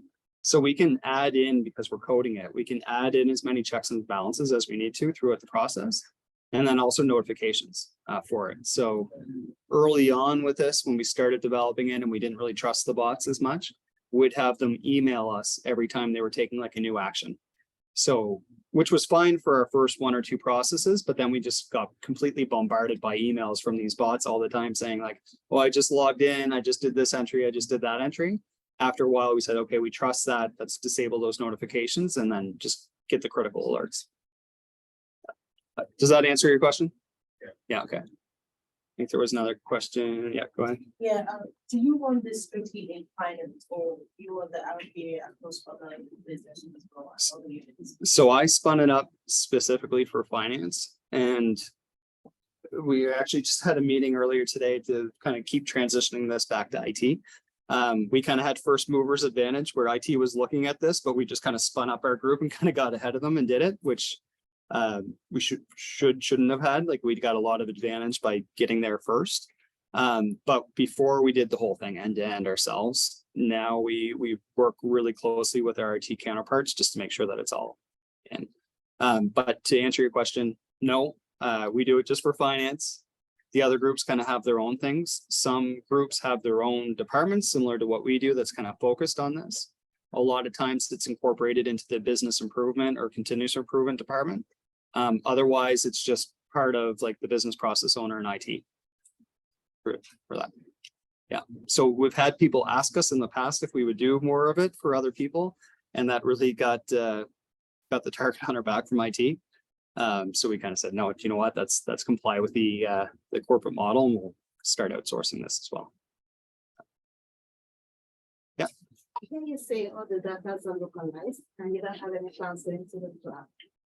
So are there like any, if there's a case of any physical disruption, then like scenarios backup plans that it's to keep work going? Yeah, so we're going more into the cloud. So it's not that we're I guess hesitant to go into the cloud just to make sure checks and balances are in place, but we do have many systems that are cloud-based right now.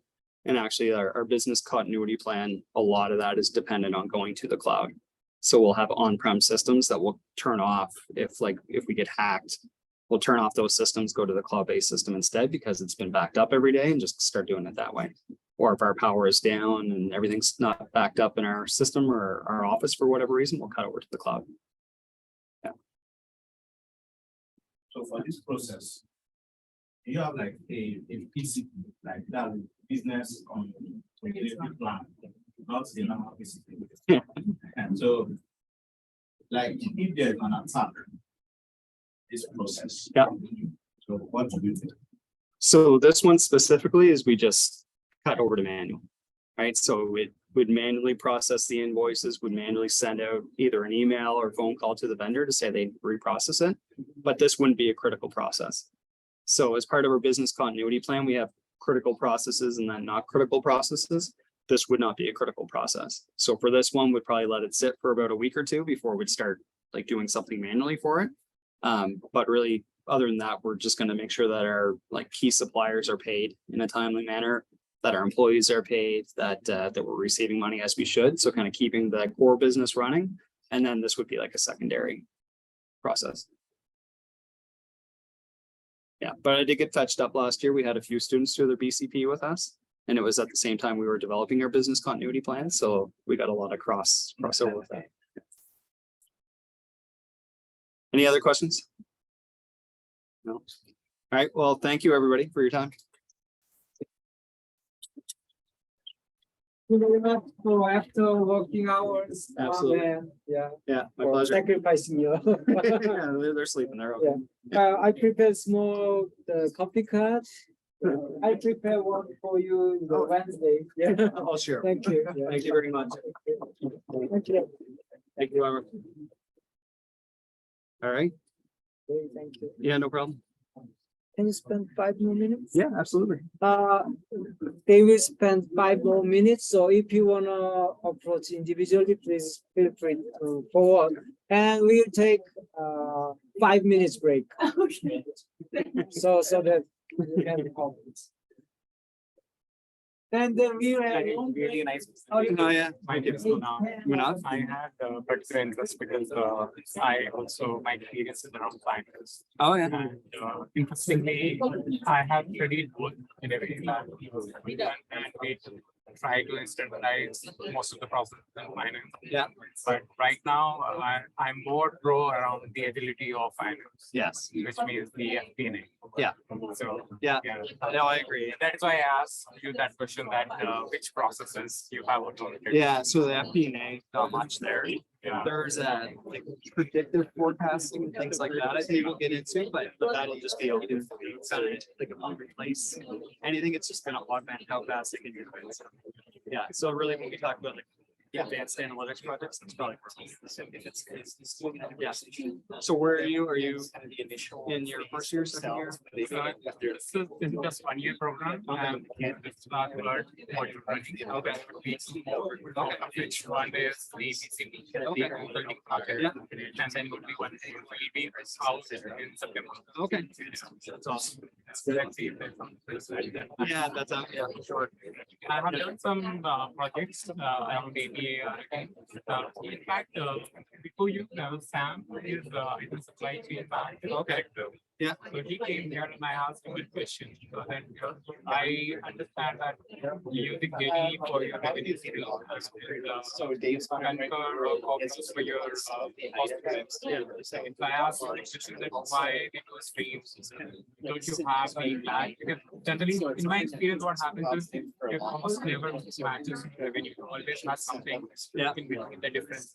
Yeah. So I did one project for Deutsche Bank, in which what we did is we actually mapped the cost centers to the revenue center. Okay. That was a very big project. Right. And this is not, and that was a very good project to do.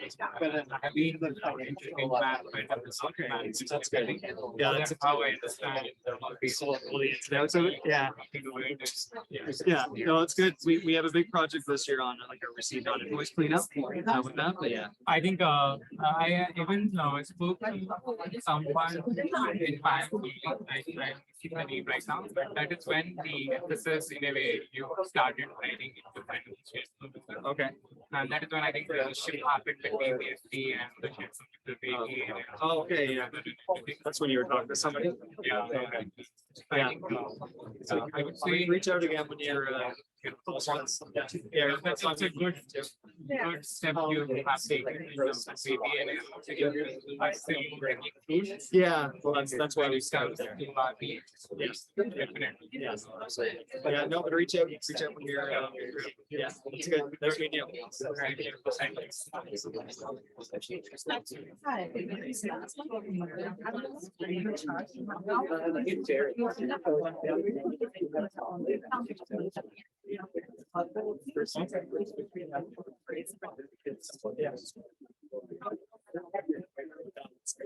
So we don't budget manager per se, like we don't call the title project manager, but we have people that have project management.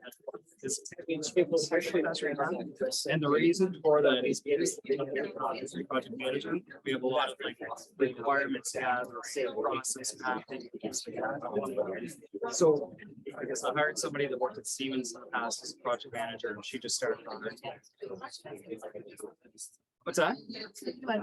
All right, okay, well, perfect. Yeah, so she's working as. Just not my experience, but Yeah. So she's doing project management that she does. If that makes sense. So it depends on what the skill set is, because I'm looking for both. Like we have a lot of projects beyond technology that we just need a project leader, project manager on. And really that's exactly what you'd expect. I mean, it's like planning out the projects, making sure that people are safe. Yeah, making sure the costs and that can still be realized and all that stuff too. So yeah. I thought that it was this time. Is it just about? It's just so I work. So I'm so we're not doing like financial transactions, but we're business program projects. So I should know some corporate So improvement projects. That's kind of what. Not right now, but things change very quickly too, so keep us in mind. Oh, did you? Okay, good. Okay, yeah, that sounds good. It's awesome. Great, thanks, Peter. Hi. It was really representative like this.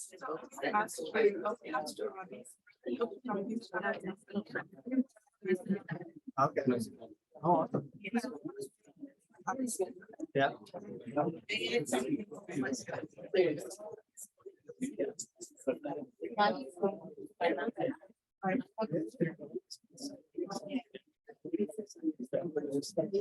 So so how long is this? 3 months, yes. So I'd be interested in putting through the BCP. I can't guarantee somewhere we are. But that's where we good people, so I can't guarantee anything, but there might be an opportunity. Let's say, and things change. So if you connect me on LinkedIn, yeah, so I'll share any jobs that come up within my team or any so you can see whatever. Yeah. Did you have a placement yet? No. Yeah. Okay. So I'm just starting to log into the BCP projects. So yeah. So keep sure you're going through the university of the BCP. Yeah. Because I know we've tried people kind of go both ways. Work like something directly. Yeah. Yeah. That sounds good. Nice meeting you. All right. Thank you so much. See you again on Wednesday. Yes. Wednesday morning. Yeah, that sounds good. All right. So all of the students. Yeah. Okay. That sounds good. All right. Thanks again. And all. And you don't need to do that. No, that's my. I do appreciate it. So my express my gratitude. I think I'll share it with him. So no, don't share. It's for you. I appreciate it. Thank you. So I did change the presentation around a little bit. You probably noticed. I don't know like how you make that flow. Yeah. So we're gonna change it up anyway. More for me too, just to make it a little different. But yeah. But no, I hope got so some. also some of them into IT group. So we outsource it to TCS, so Tata Consulting Services. They're doing a lot of it for us right now. Yeah.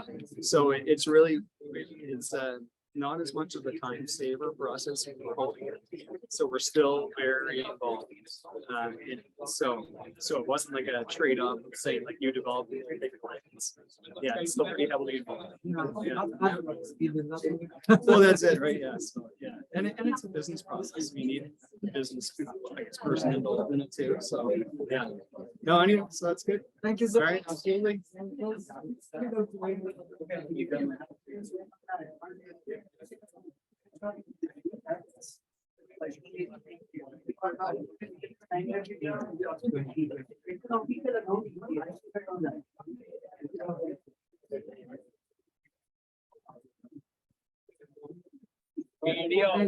thank you. Have a good night. मैं already मिला हूँ जो बत्ती media को चलाती है UNP का उसको ईमेल कर सकता हूँ अभी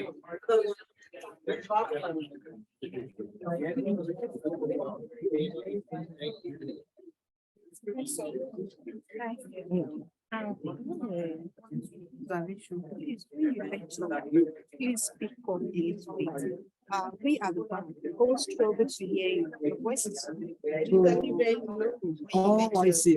Yeah, raise your hand whenever you I will speak up. Thank you. Good. One chocolate. Yeah, thank you.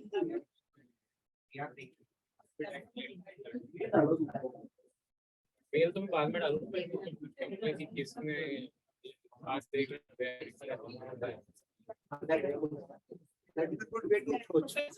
Yes. No. One choco point, first 5 students.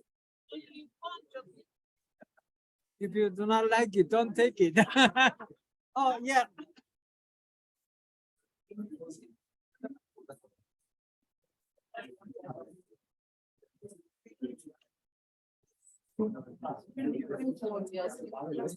So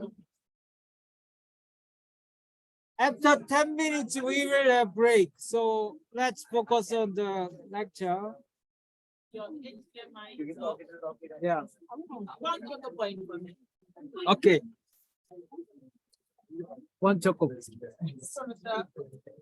So I posted the solution for database design.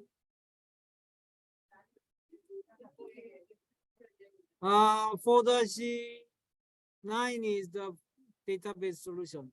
So the exam, midterm exam, one part is paper-based. Paper-based exam is very similar to those practice questions. So you have to understand and you have to be very, very accurate. Otherwise, you will lose whole mark. I cannot tell you. I cannot remember even. What number? The questions are 5 questions, you'll be getting the paper based. I don't know yet. So you want to explain how you came up with those answers, especially 3 and 4.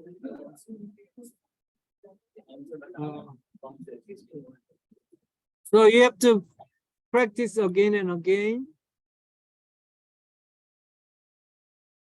So our usual checkpoint is, yes. Okay. Please restart sharing. Okay, stop sharing.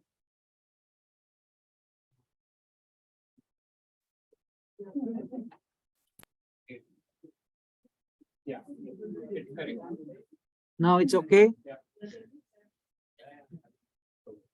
So this is one. By the way, where are 3 students? Welcome committee. They're breaking them out. We go for prayer. Hmm? Hello. No. No. I am also part of welcome committee. Yeah, but no, only three members. Yeah, I am one of the 3. Other 2 are not available. Okay,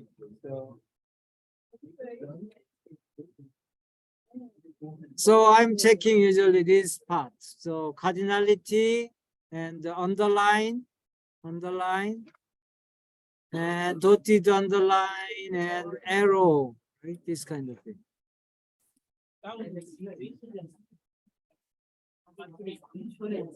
So man,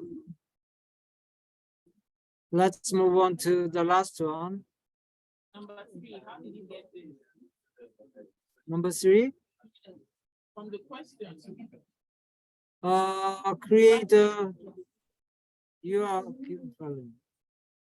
So first you have to identify which one you want to collect data.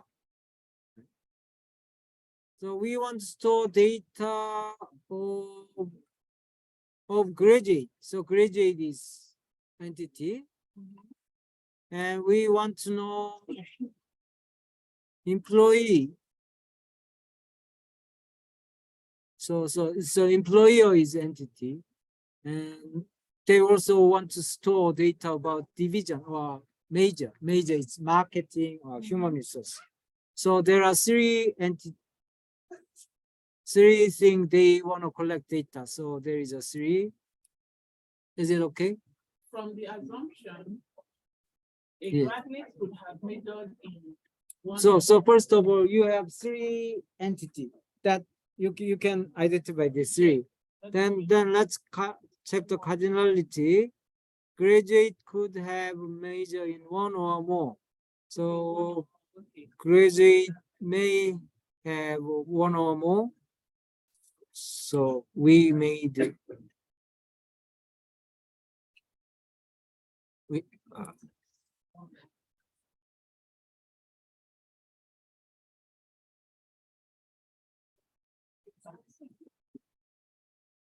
So this is the many. Right?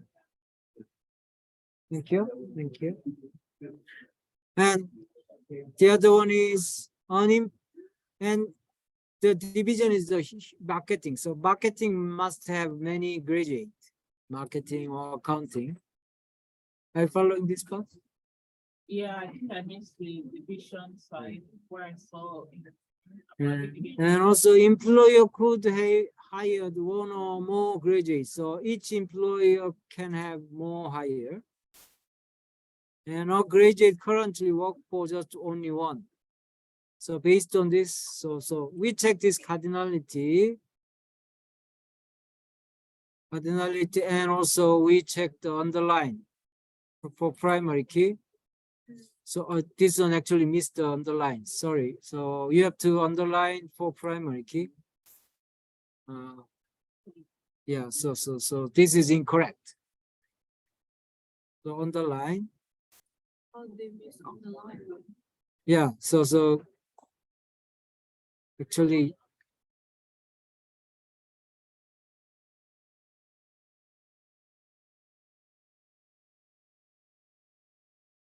Number 3.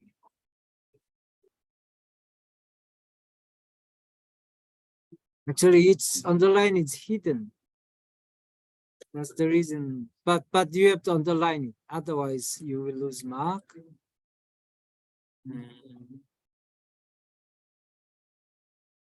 So here is yours, I think.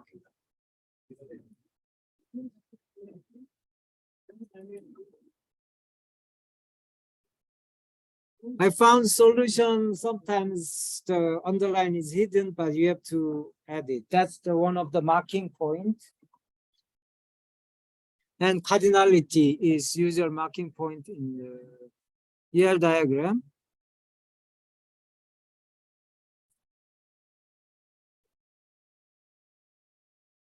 And the other one is number 4. Number 4 is the EL diagram is given. Now you have to create a table.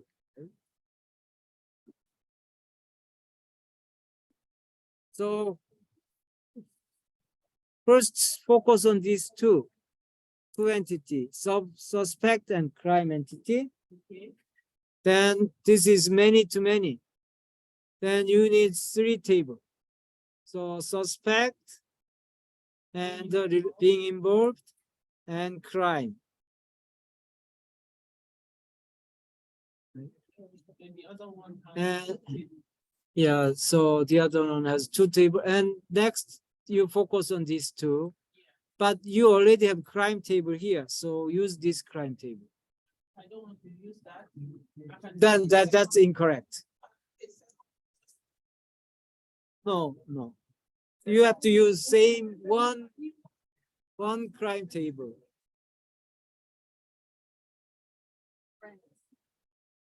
That wouldn't work because that wouldn't work because you need the location ID to be added. Yeah, location added in the crime table. But why would you add that when you were looking at both just suspect and crime? First, good question. First, you make this without location. And second part, you use when you do this crime and location part, you add this foreign key here. I didn't do that. We had to do it separately. So common mistake is make another crime table. That's incorrect. So fix it. Use just one table and add the field there, location. And the other common mistake is this many to many being involved. You should have long continuation underline and dotted underline which cover each field. If you do not have 2 lines, it's incorrect. Oh, because Yeah, so that's wrong. they both This is correct. No, you had. There is a long continuous one. they are primary key, they also are foreign key. Yeah, they are. This long underline means composite primary key, and dotted underline, each of dotted underline means each one is foreign key. So that's usual checkpoint. Yeah. So you practice again and again and make it perfect. Yes. So you have been involved or you use the as. Is there a reason for that? Sorry. As the relation. Yeah. Because it's not mean. This is crime and location is one too many. Then two table. Two table. But this suspect and crime is many too many. Then three table. So it's different rule. So you have to memorize and apply.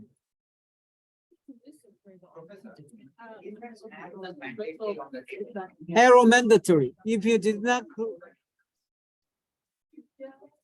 yes, this arrow is all mandatory. You always start the arrow from foreign to primary.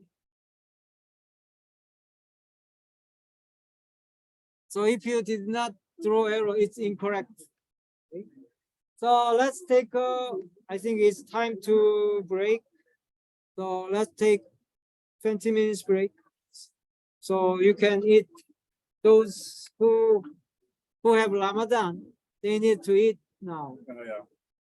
And I have a chocolate, so if you do, you can. Yeah, just a second, let me finish. Yes. Can we get this? It's in the D12. 4-9. But Professor, in the D2L, all these writings are outside each of these. I'm sorry, what did you? See, when we downloaded it, it came out, all the words came out of the, see how it came out? So they are not inside. Oh, really? And see how these ones are. Oh. So it's, I think it moved. Oh, I see. I will double check and I will repost with the PDF. PDF, Yeah. I didn't know that. One choco point. Thank you, Professor. But Professor, this I want the choco point for this one I did because you did not teach us in class that we should have separated it. I had already closed this. I had already, closed the bracket here. And that's why I had to come to the crime here to be able to get these two. No, this one is your practice. As long as you try it, then you have one choco point. Okay, thank you, Professor. So this is. Okay. Yes. Say this doesn't matter.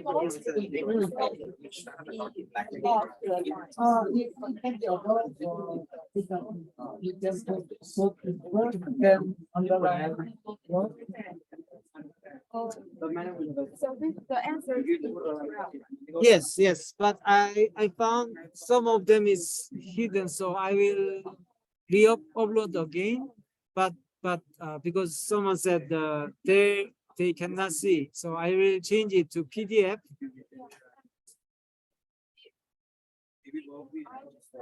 Yeah, that's okay. Yeah, in the online, that's okay.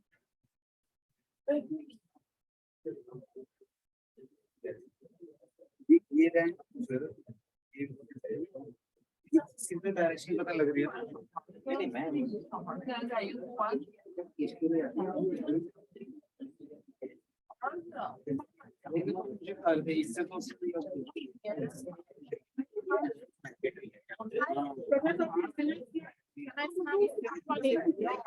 ये direction को समझ आती है. Which one?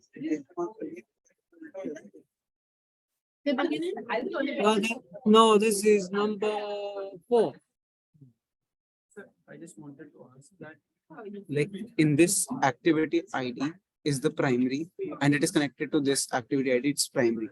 Okay, so that's why the direction is like this on in the arrow. So is there a direction? So you just need to connect it with arrows. Arrow is always from foreign to primary. Okay, So this is activity ID. It is dotted. You can. Yeah, dotted. So dotted underline.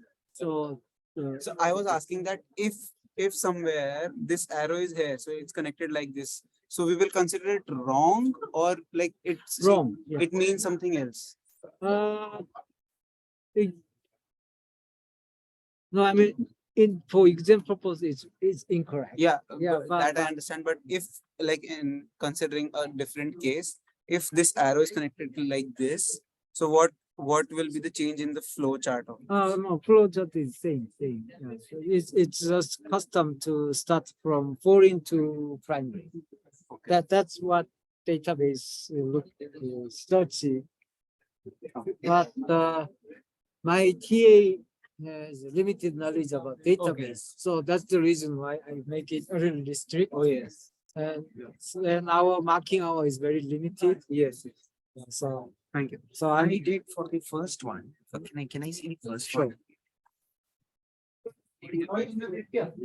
So in the first one, Yes. I did two options. One is where we have patient and physician involved, and one where patient, physician, and hospital involved, because a hospital has a large number of registered physicians. Registered physician, but it does not say anywhere it wants to not collect highlighted. data. It does not. So what I did is two options. One is with hospital. What happens if there is a hospital involved? No, it's incorrect. I did both of them. I did this and that. No, but you have to choose one because this one says there is they did not say they want to collect data about hospital. No, it says hospital has large number of registered patients, Physician. physicians. Yes. Where is that captured in this?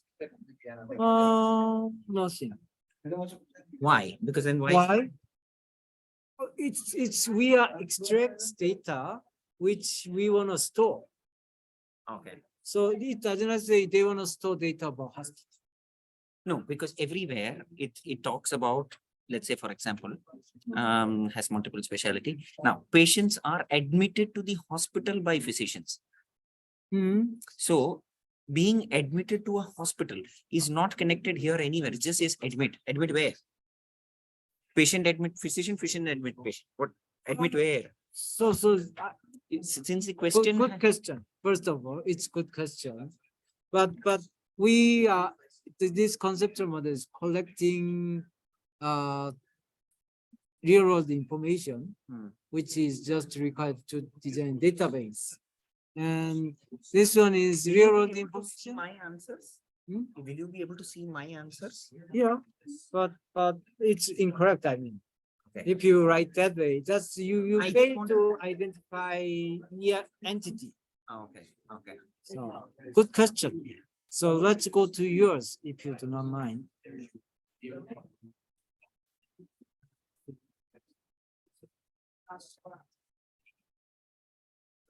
So My name is Rahul. let me see. It's practice one page. Practice question. Right? So Nikhil, below that. Yeah, here. Rahul, so great. So,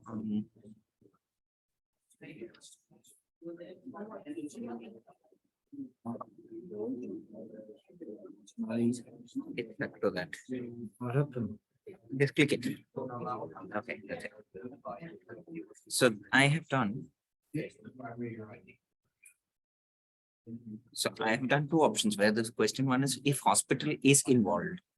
And the second one is hospital is not involved. So if hospital is involved, hospital has multiple physicians. Or it does not say anything about the hospital. So you Because since it says, this is the other one, if hospital is not involved. yeah, so this is the correct one. You have to do it. Okay. So, But I just want to know, in case Hmm. if the hospital is involved, is this diagram correct?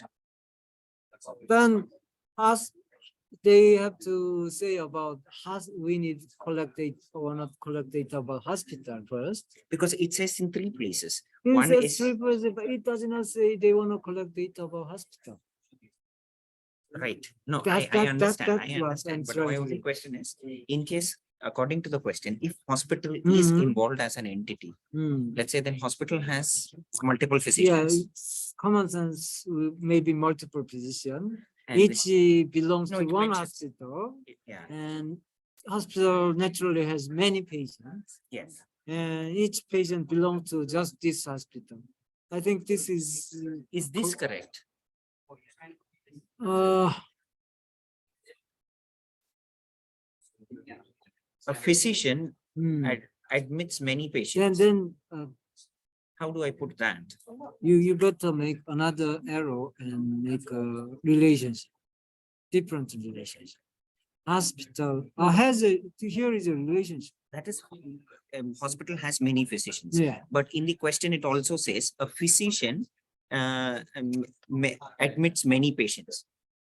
Yeah, that is here. No, physician has many patients are also there, and physician admits many patients are also there in the question. So there are two So, points. That's why it is confusing for me. I see. So they are one relationship. So patient is admitted by physician. Physician has many patients. So it says a patient can have only one physician, but a physician can have many patients. And a physician can admit many patients to the hospital. So there are two statements in the same question, which means there are two relations that they are talking about, right? And it is You can think that way, but our intention is just it's one relationship. But I'm just asking if I put hospital as an entity. No. I know the answer is correct, but in case if hospital was an entity, was this diagram Yeah, correct? I think this is correct, but this is not correct. How do I put that? I will have to put admit patient again separately. Yes, There will be two admit patients right. So because I mean, patient admits into the hospital and yes, physician also admits patient. So how do I connect that? this is then that's the physician and patient. So he has to examine patients and he has to He admit. admit patient as well. And in this question, we There is no examine.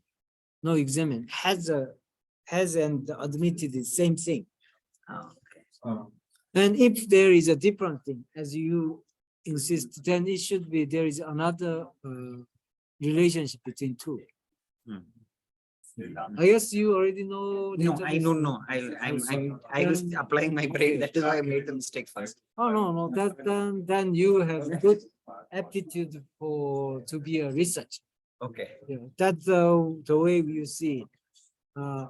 But this is one relationship, and but if you insist it's two different relationship, then you should have one more diamond symbol and make an arrow. Okay.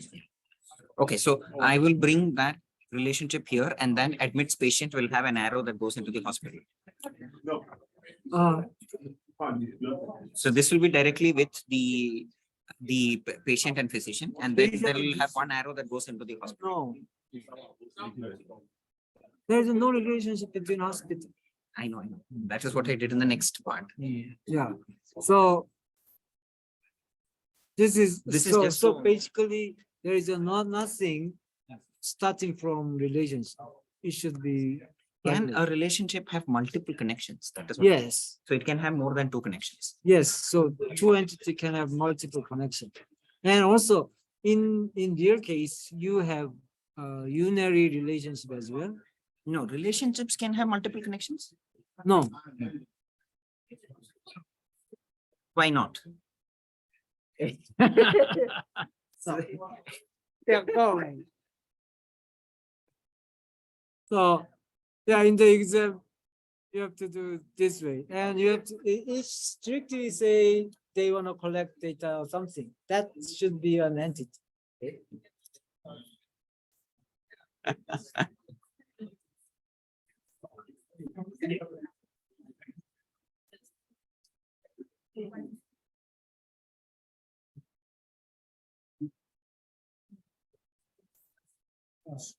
We are waiting for this.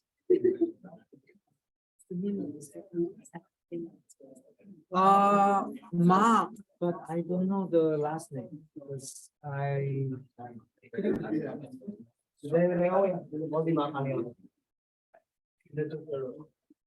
Professor, I just post review for 2 movies. I can do the certification also, right? IT certifications as well.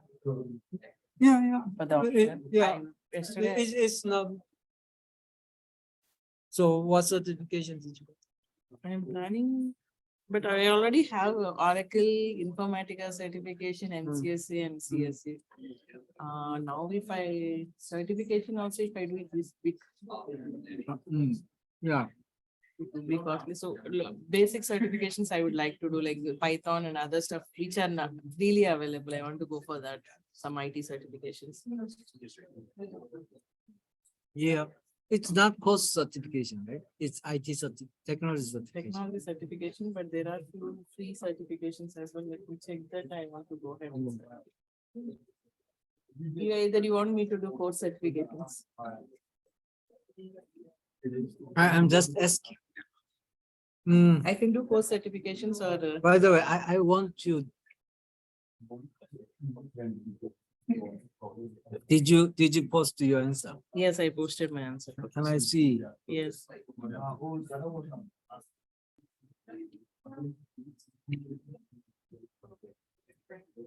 It almost looks similar to yours. Yeah. So, but mine is word form. Yes, let me.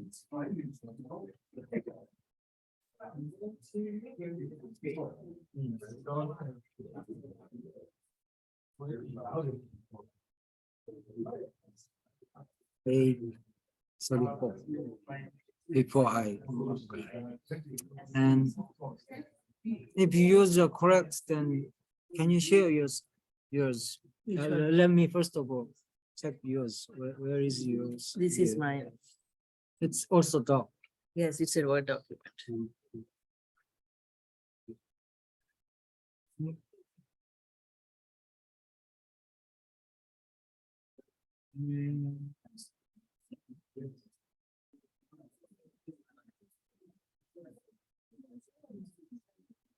That's why when I checked, it was almost similar to yours. Where is the ID?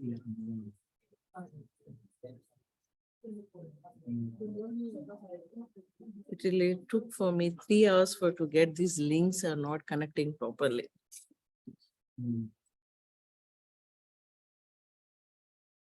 You have shared the Word document in detail. I just took the Word document and gave my answers over there. So can I nominate you as a class tutor? So Yeah, if definitely. some other students Yeah, this can Friday I'm planning as tutor professor. ask this question. Can Yes, you- this Friday I'm tutoring some of our classmates. They want help for the exam. So you can nominate. So can I nominate? Yes, sure. Also, they made the answer, then they can show you. Sure, so definitely. You can give you what's Reviews. wrong. Yeah. You can nominate me. And this Friday, I'm just helping few friends on these things. They just wanted to, they didn't understand it seems. So I'm sitting them explaining, making them prepare for the exam. Yeah, great. So,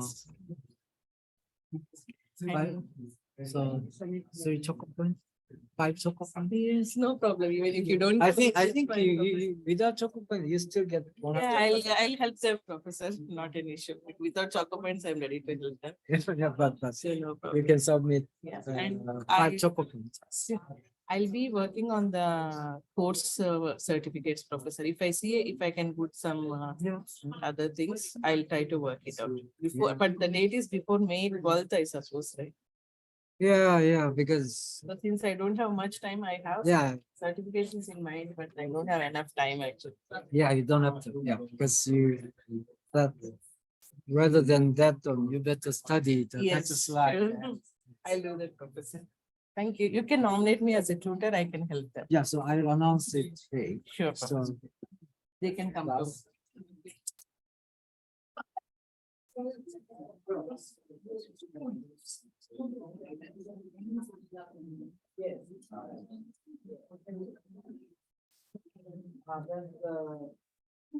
you know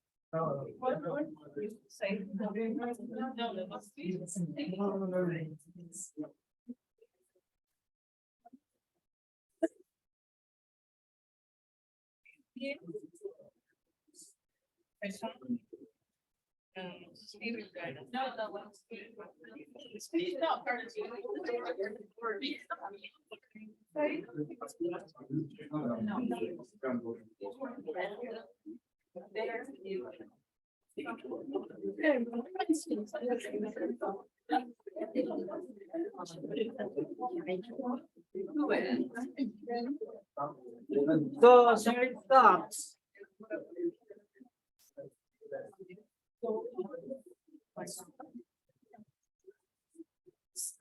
Itu minutes.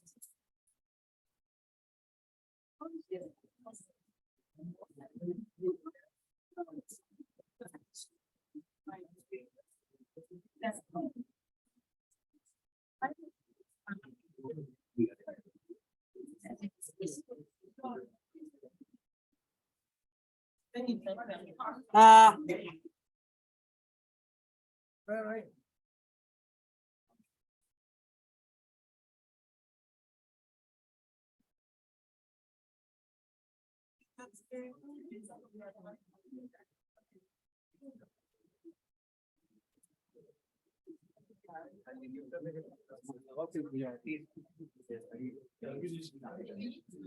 So what we are going to do is Kahoot QUiz for database.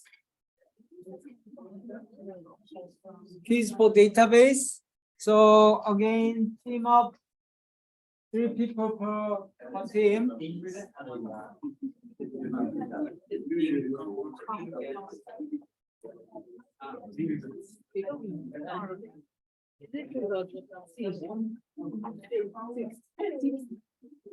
So how from the 3 people per team.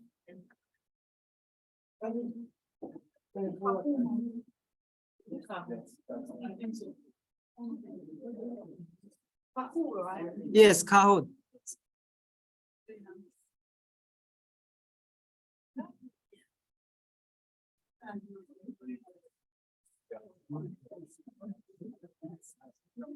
Remote students, you can join one of group or you can play alone.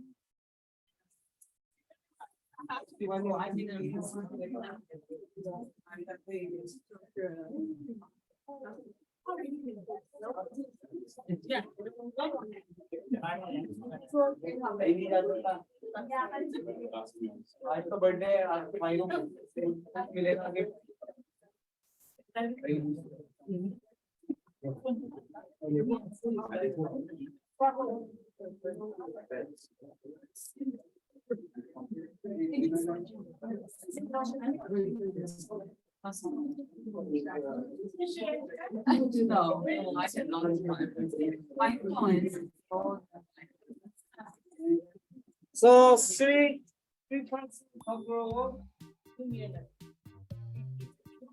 3 person per group.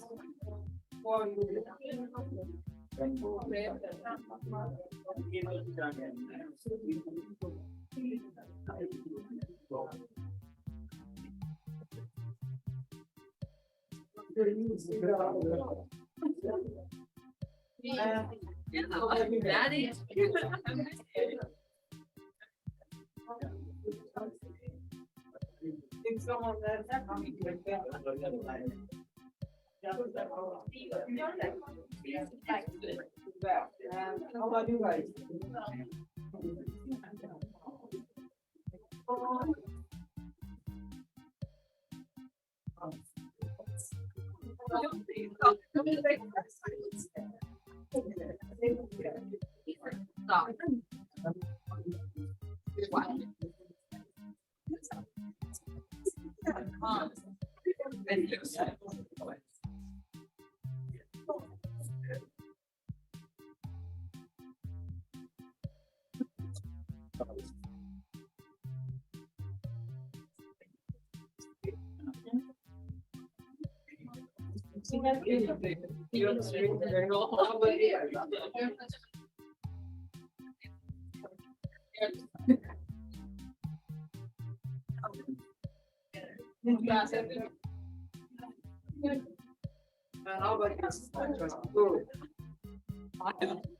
Three. There is one more.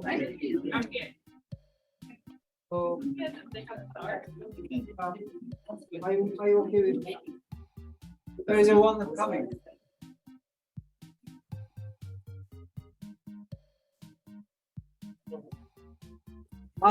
Two is okay. So let's start. 1, 2, 3, 4, 5, 6, 7, 8, 9. Not ready? Okay. By the way, Udari, can you stand up, please? Udari is kindly agreed to serve as your class tutor for ER diagram part. So if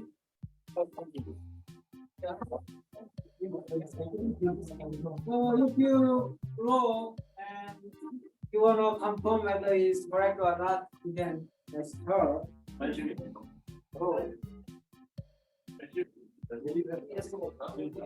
Not in exam. Exam ke pehle. Did you say you will have plan to? Yes, I am right. On Friday, I'll be available here. Anyone has doubts in this MIS, I can explain. Thank you. I'll be available.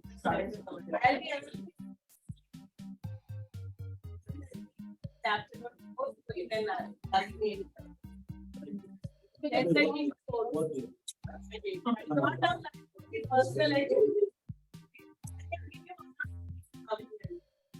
Okay, anybody need more time to join?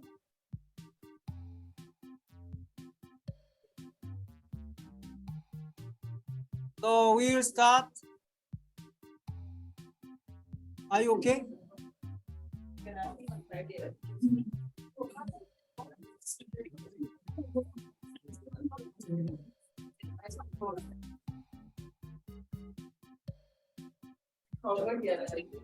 Oh, 1 minute.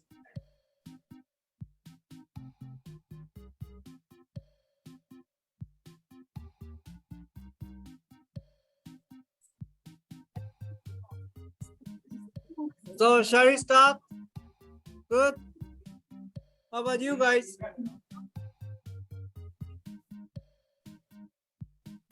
Okay, let's go.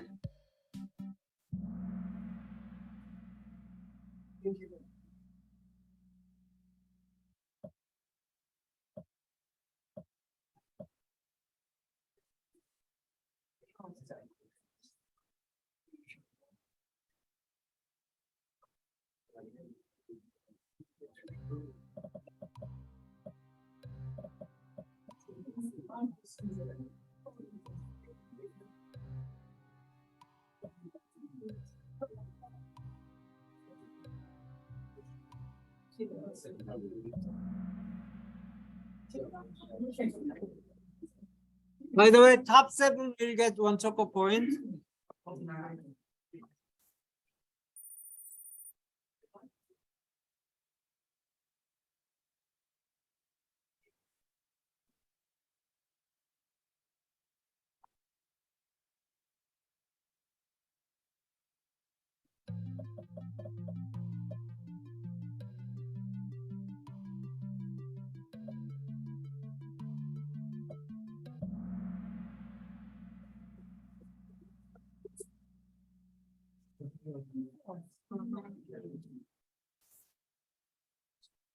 Here the file give consistent results, so there is no integrity issue.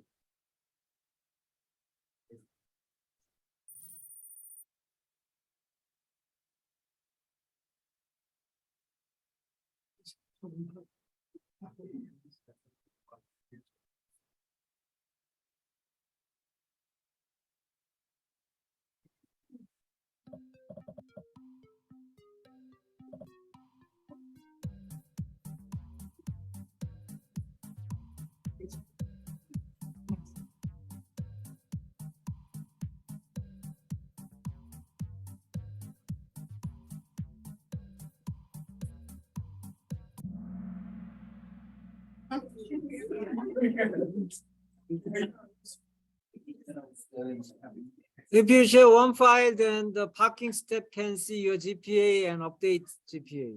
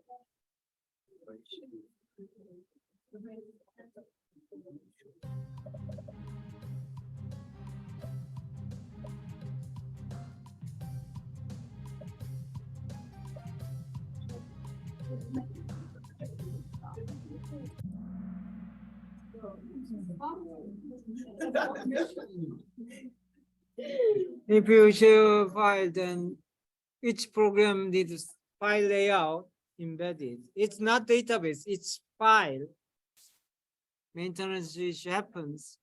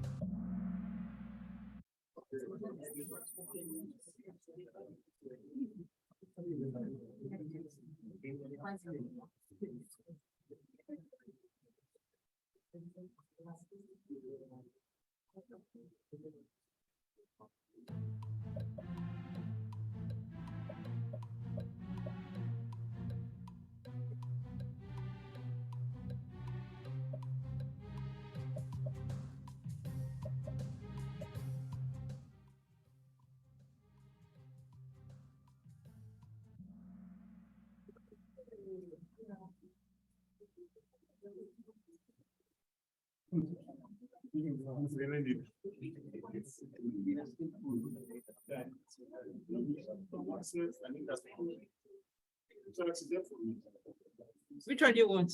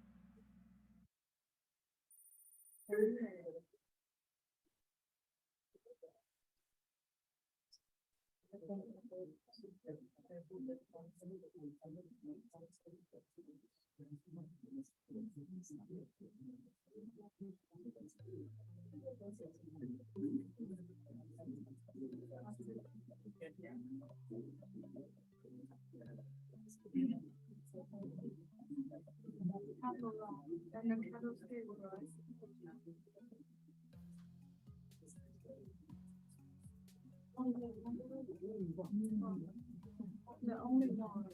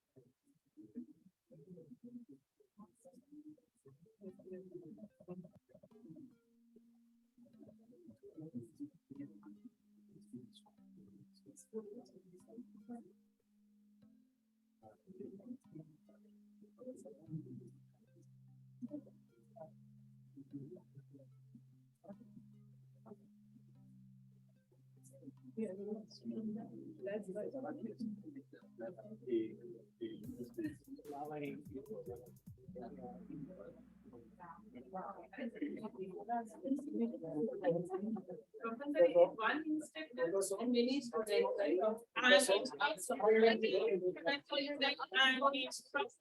One instructor can have many MBA students. Each student can learn from many instructors.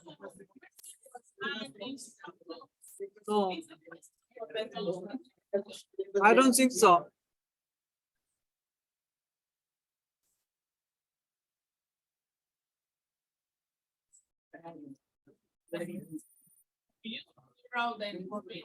No, no. Oh.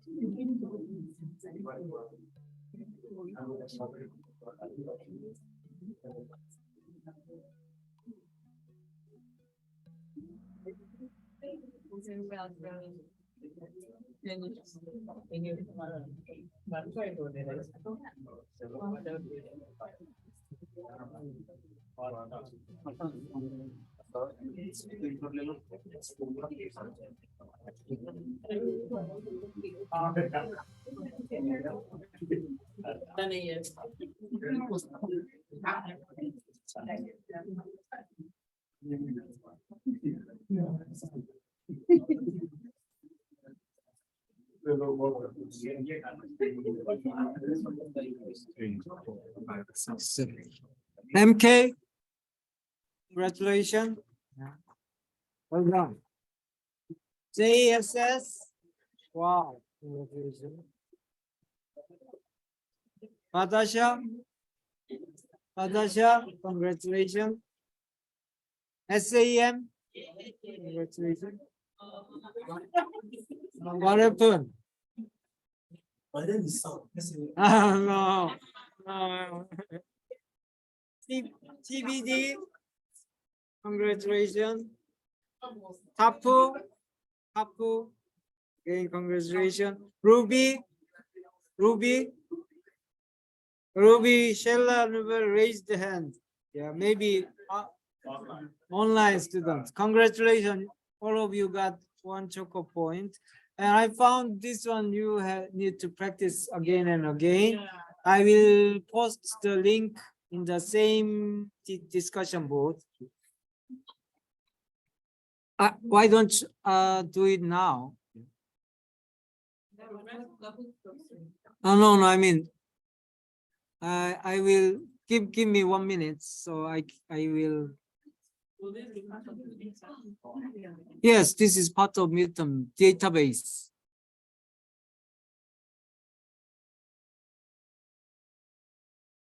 So assignment.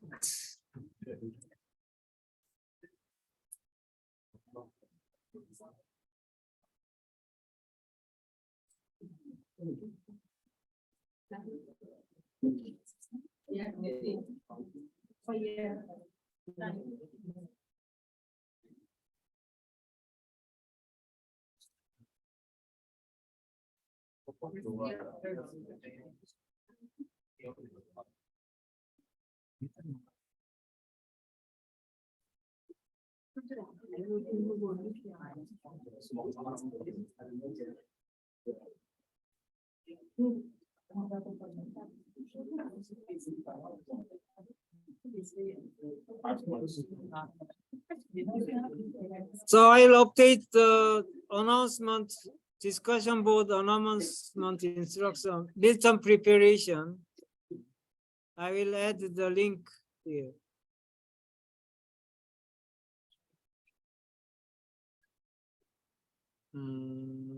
Yeah.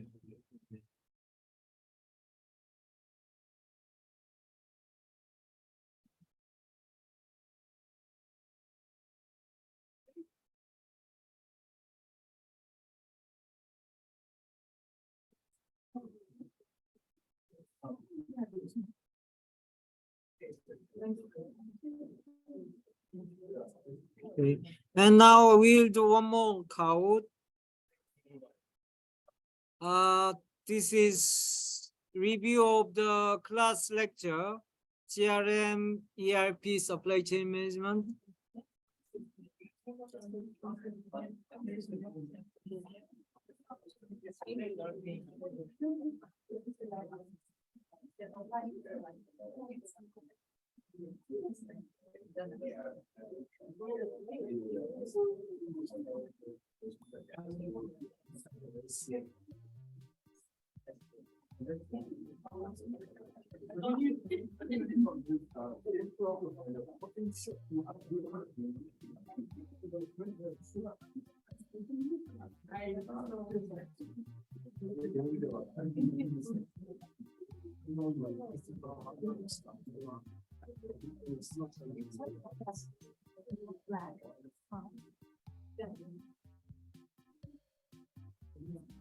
So this is a review of the class. We discussed the CRM, ERP, supply chain management.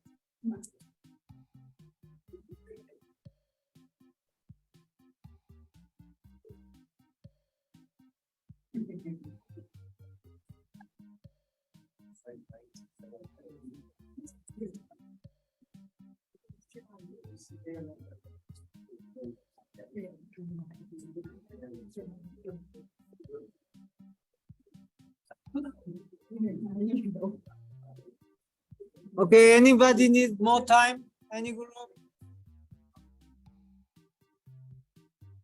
Okay, this time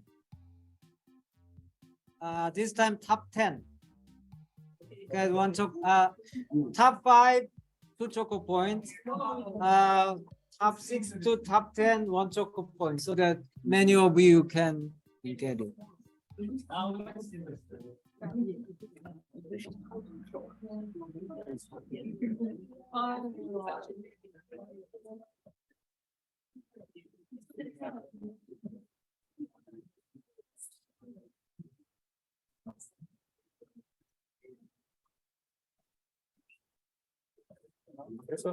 And your battery before it goes on. Oh, thank you so much.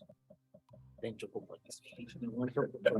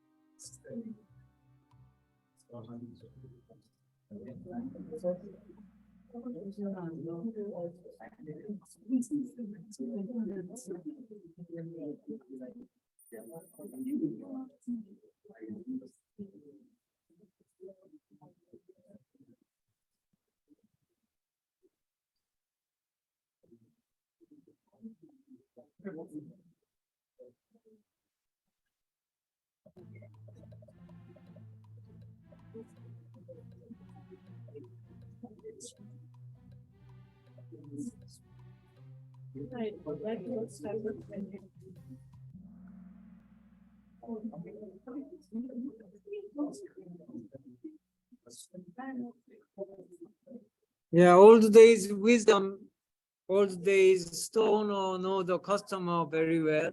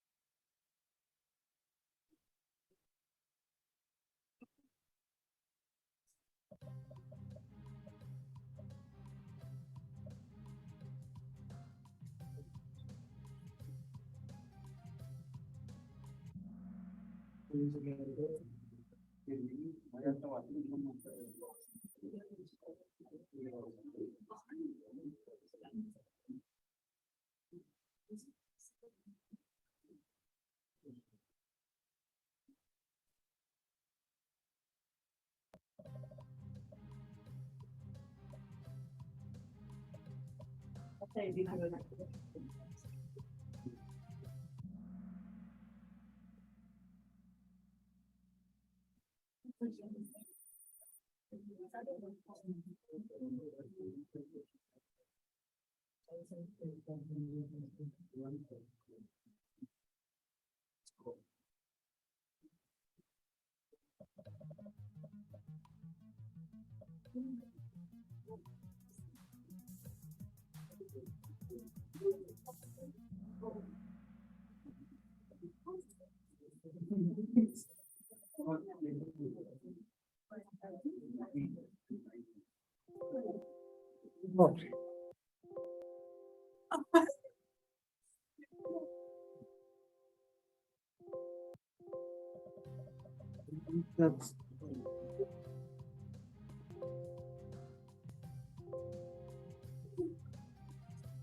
Okay, well done.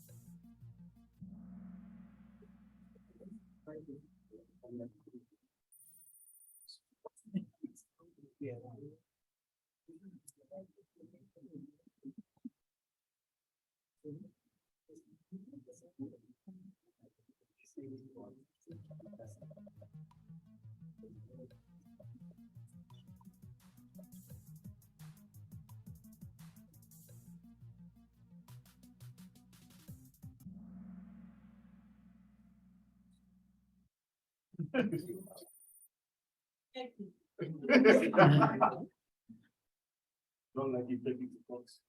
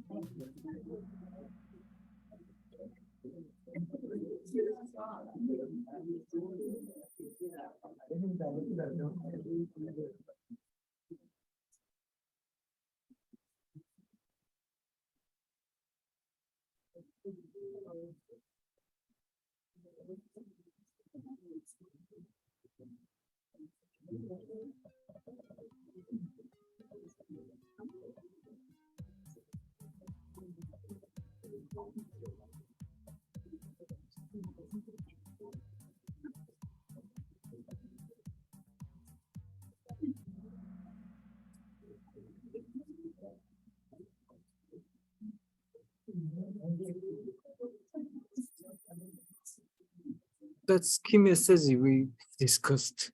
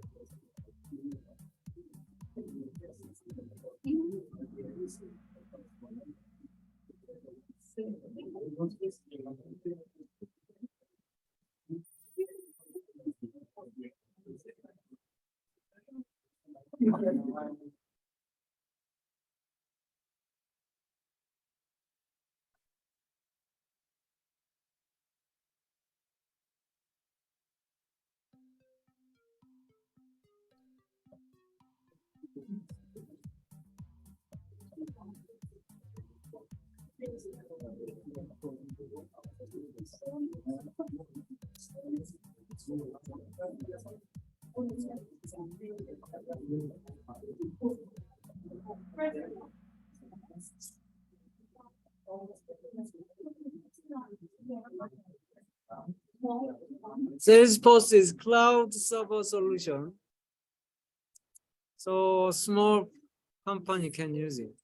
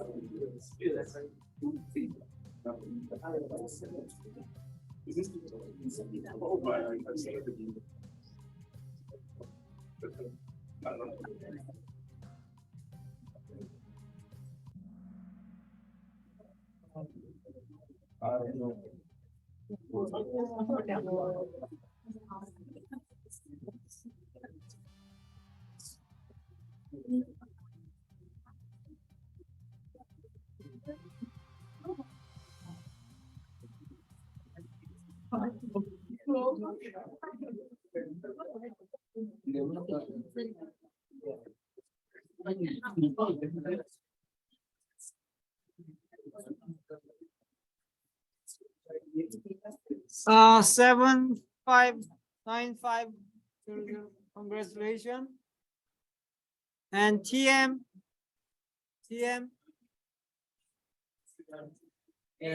I'm here, online. Position. You and 7595. Oh, over there. Okay. And SID. Congratulations. Ruby. Yeah, Ruby is so 1, 2, 3, 4, 5. Sorry. So Ruby is 6. So SID up to pips, 2 choco point. And Ruby. Sorry. So Ruby 1, 2, 3, 4, 5. Yeah, Ruby is pips. Sorry, Ruby got 2 choco points. TBD 1 choco point. Tapu 1 choco point. SBU 1 choco point. ZSSF.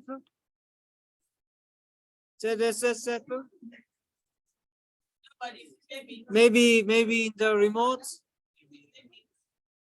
1, 2, 3, 4. Oh, one more, right? So SCA, yeah, congratulations on choco point.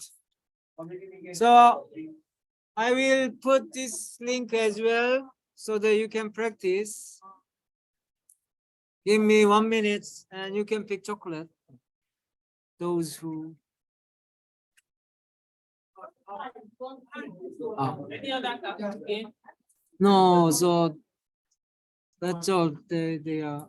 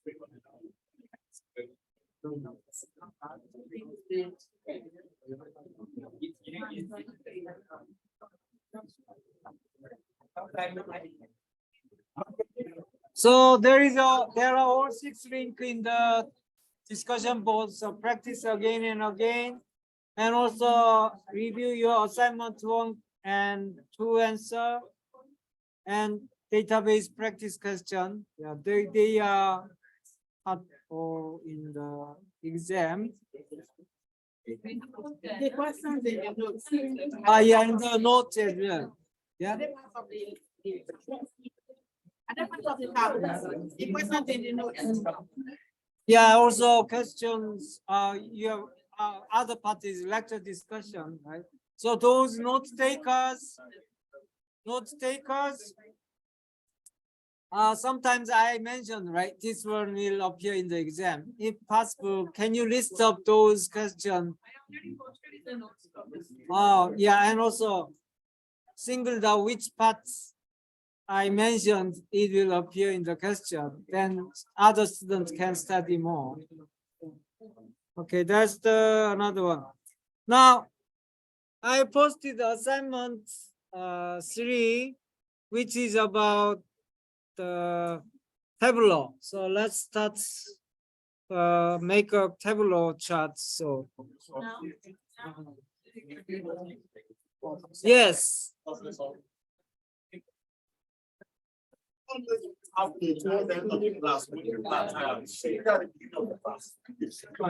Sorry.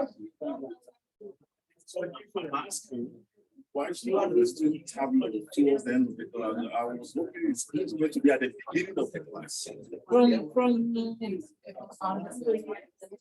Yeah, but the other one is part of midterm. This is not part of midterm. So everybody open the T12.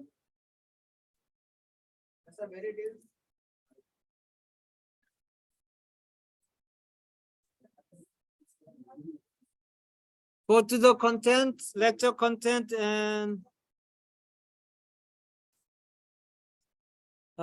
you already downloaded, but if you're not, then download this global poster order to 2016.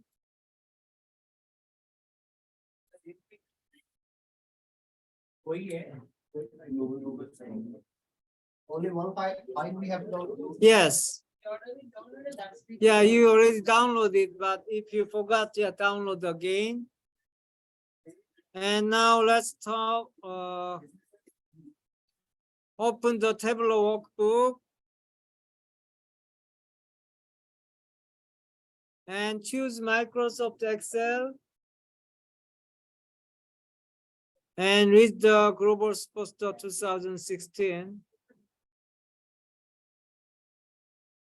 Same thing we did last week. Yes. And drop order to Canvas. Drag and drop order to Canvas. Order sheet.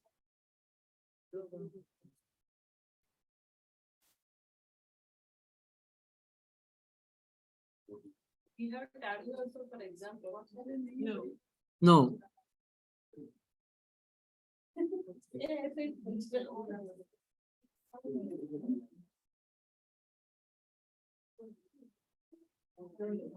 So if you're done, show me green button up to here.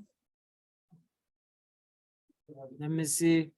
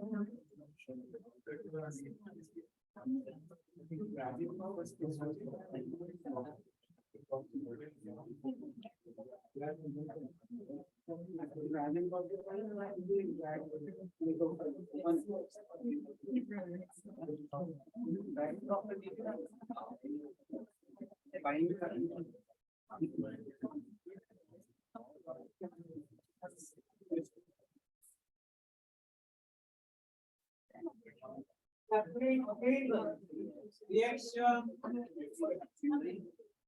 So give me leftover.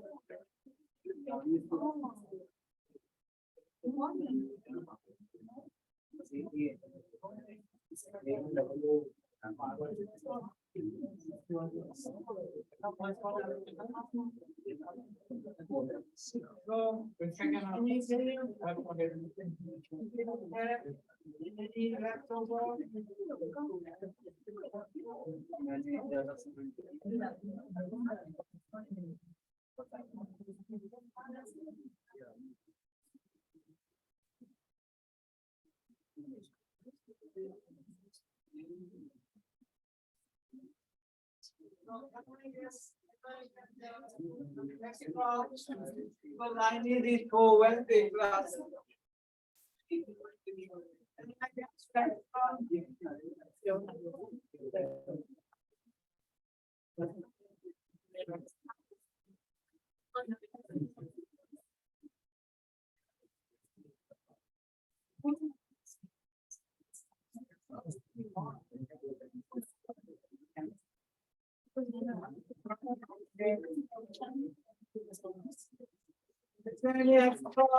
So I need it, otherwise I have to print again. So here is the scenario for Tableau.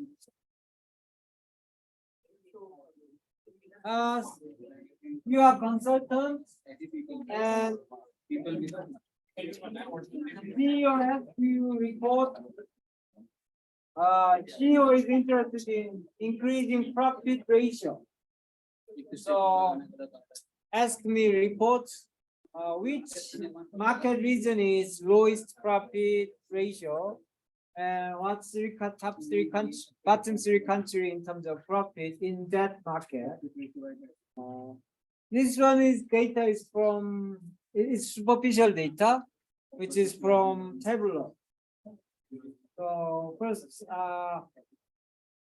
I'm sorry, anybody from Nigeria? Yeah. So first of all, I wanna make sincere apology because the Nigeria is one of the lowest profit ratio country. So this is not my intention, but this data is the superficial data. Nigerians, Professor. Okay.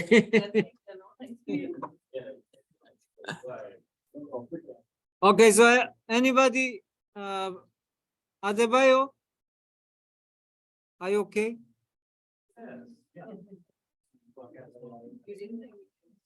Yeah, this did not show the green button.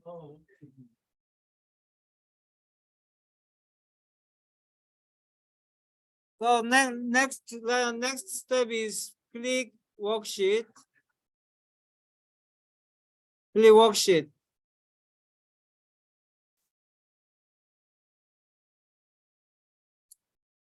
Okay, now let's turn the page. Then is the page.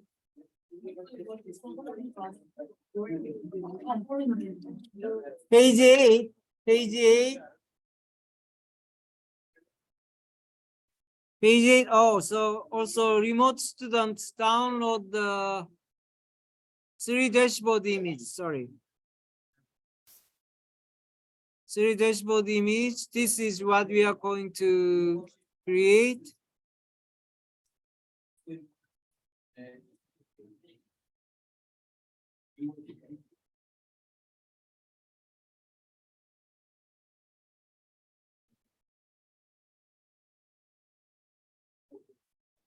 So the first one is this chart. So this is dashboard. Dashboard consists of 4 charts. Let's create first chart. This is first chart. And can you identify which one is row, which one is column? This is row. And sales is column. If you identify this, then that's much easier now. Okay. So market is row, sales is column. So let's go back to Tableau. And so first market is to the row and sales is number field. Number field is usually in the row but bottom field. So find the sales, drag to the column. Can you do that? Yes. Can you go back? Can I go back? Here. There is a sheet 1 or there is a button is the like this one. New worksheet. So click this one.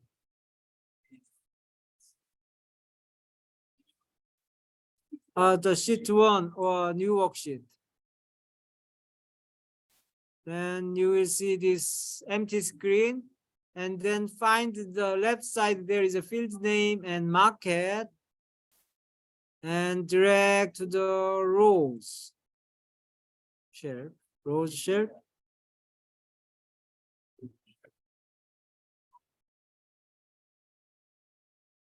Drag to the row shape and sales to the column.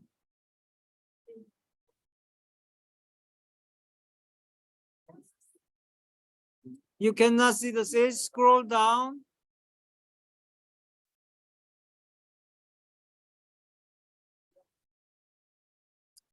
Then there is a sort button. Sort button can be found in the under the help. There is a sort button. There are two sort, big sort. So let's sort bigger one first, smaller one later. Sort. Yeah. Then you will see this bar chart. And when you see the image, it shows label, right? $4.0 million, 3 point. It's also sales label. To show label is kind of cosmetics. All the cosmetics is to in the marks card area. There is a label, right? So sales drop to the label. Sales amounts drop to the label.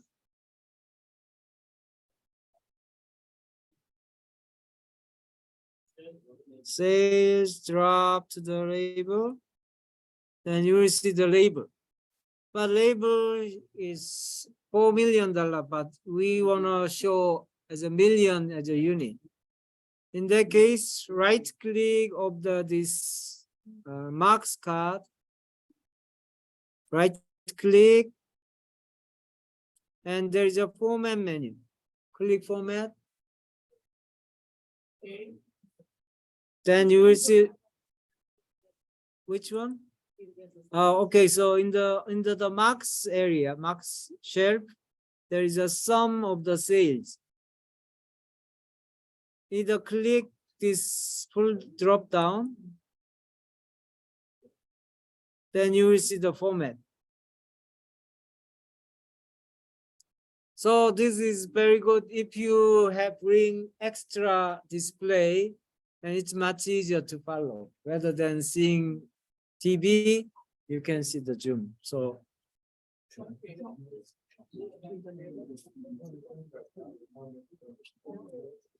if you click format,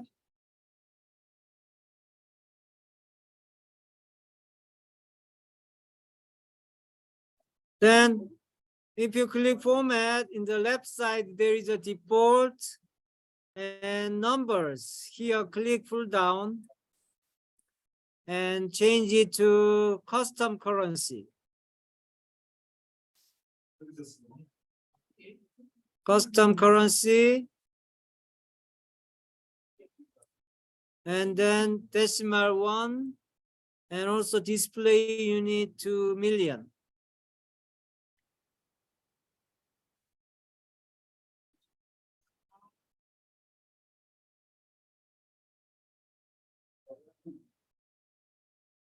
Yeah, I strongly recommend from next class, at least 2 person bring 1 tablet. Then you can see this screen in your tablet. It's much easier.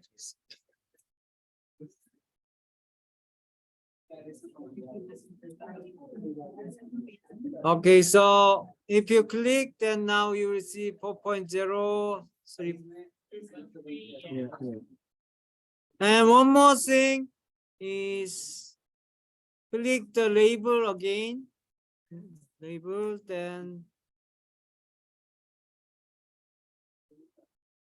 the last part, there is allow label overlap with other marks, check mark, so that you can, you can see all the label. Allow label to overlap other marks.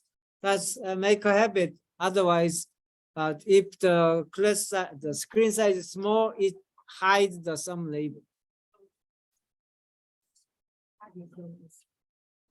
Okay, then now let's change the name, sheet name, based with chart title, sales revenue by market.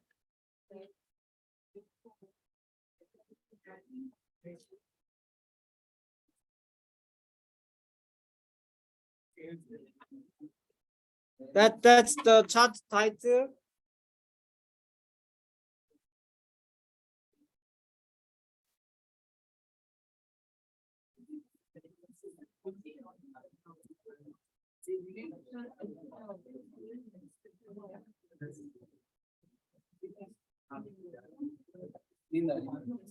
मैंने कहा मानी एकदम गलत क्या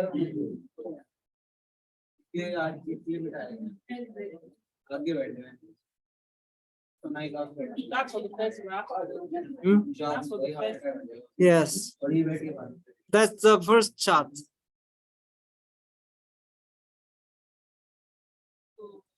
Create another sheet. That's number 1, right? Yeah, another sheet for second one. So click this new sheet things.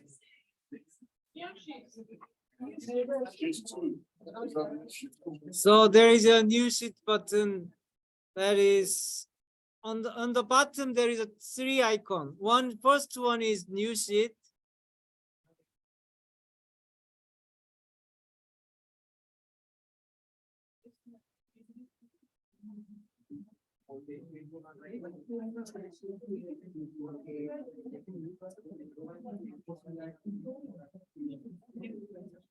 Are we okay so far? Yeah.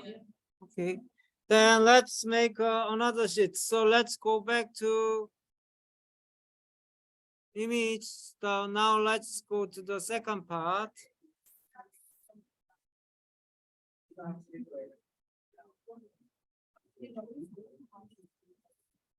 Sales market by market.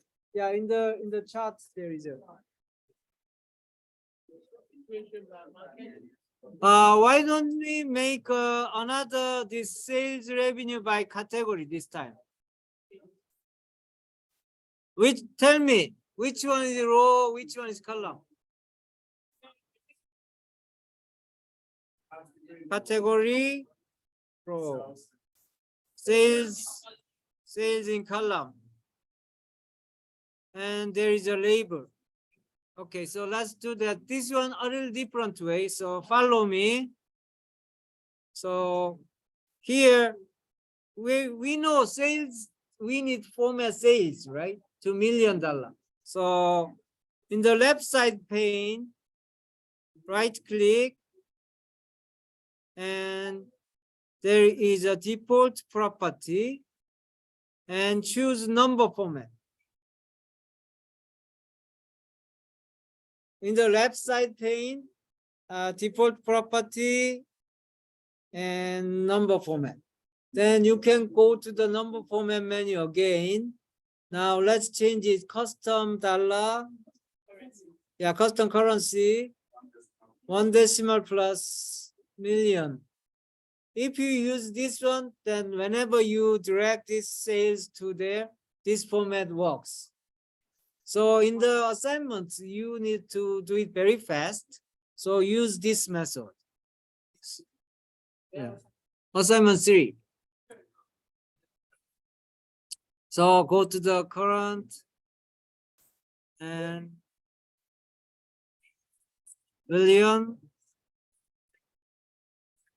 Now let's move on. Let's find the sales to the column. And row is the category. First one is category to the row. And also sales to the label again. And sort it.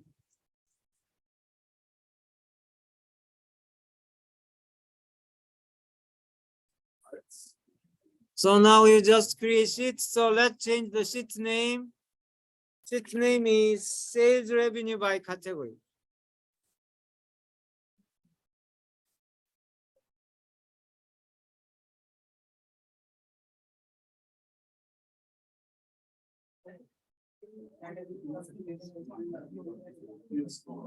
Yeah, now let's save it, and I will create a submission folder, then submit this one as your attendance for today.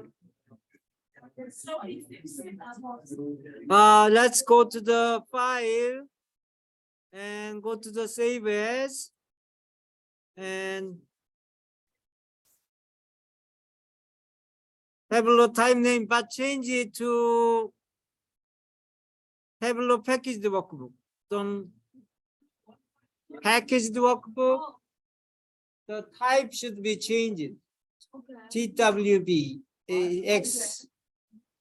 Then give name, your last name. Yeah. Say click save as, file, save as, and file name is your last name, Kim, and change the type to Tableau packaged workbook.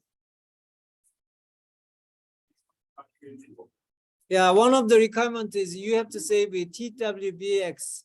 Packaged workbook means data is included. So when I open it, I can open it without data. So you whenever you save it, always save it as a packaged workbook. That's the requirement. If you not do it, then you will get deduction. Like TWBX and save it. Upload, I will make it now.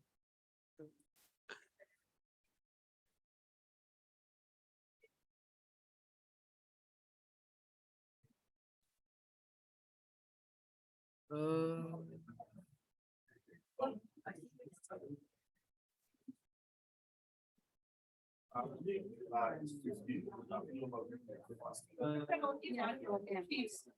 first sheet and the second sheet both. Yeah, two sheets. So you save it as a workbook itself as a packaged workbook. So submit that file. You want the 2 sheets? We need to upload 2 sheets to. One one file includes 2 sheets. One packaged workbook includes 2 sheets. So today is 40.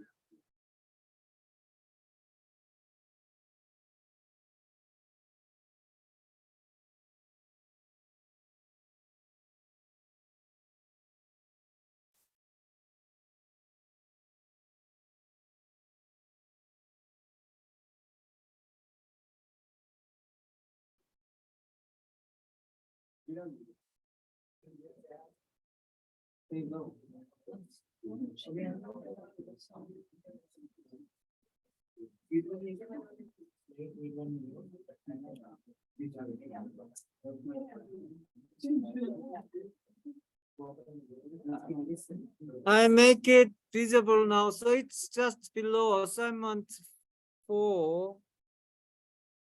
Assignment 4, there is a April 17, global sports store 2 sheets. So submit, and then you can go home.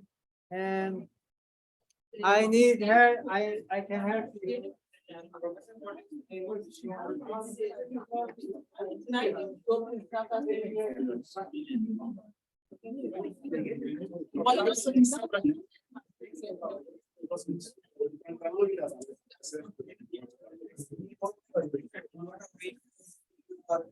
Why did you name it sheets?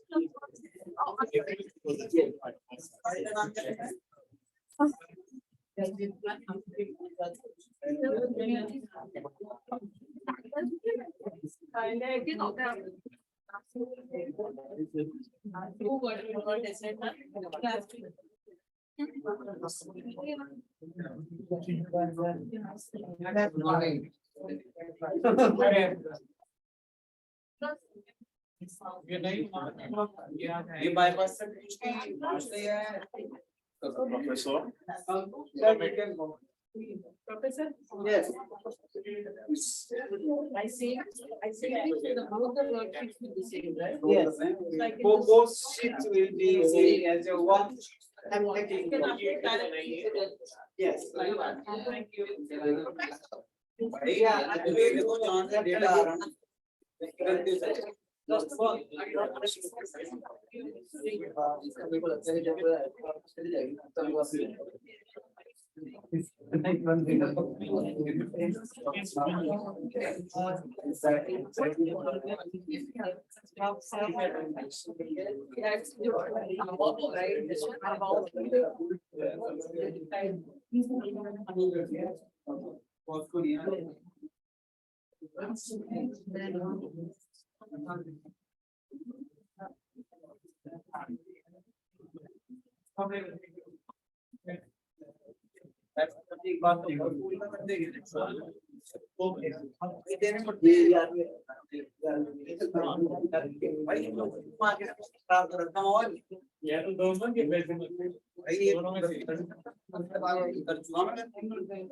पता क्या हुआ तीन घंटे थे मैं अकेला खाली हाथ पहुंचा हुआ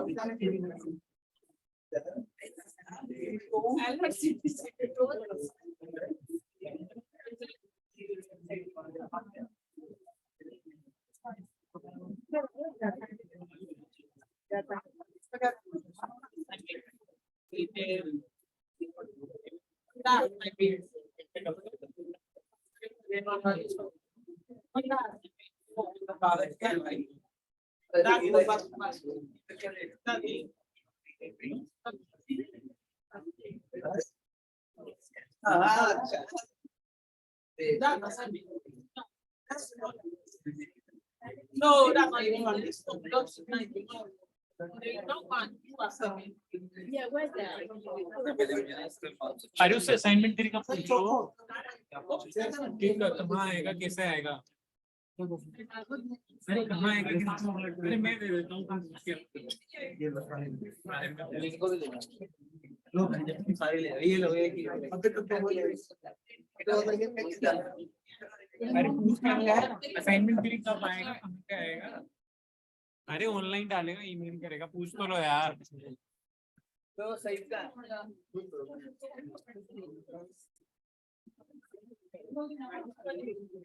So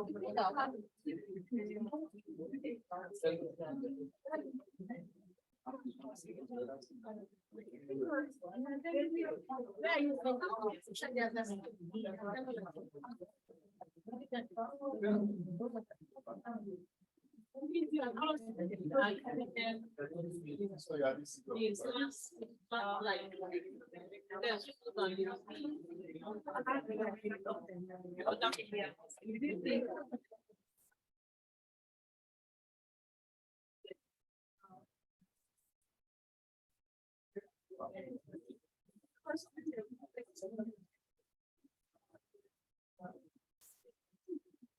You know what?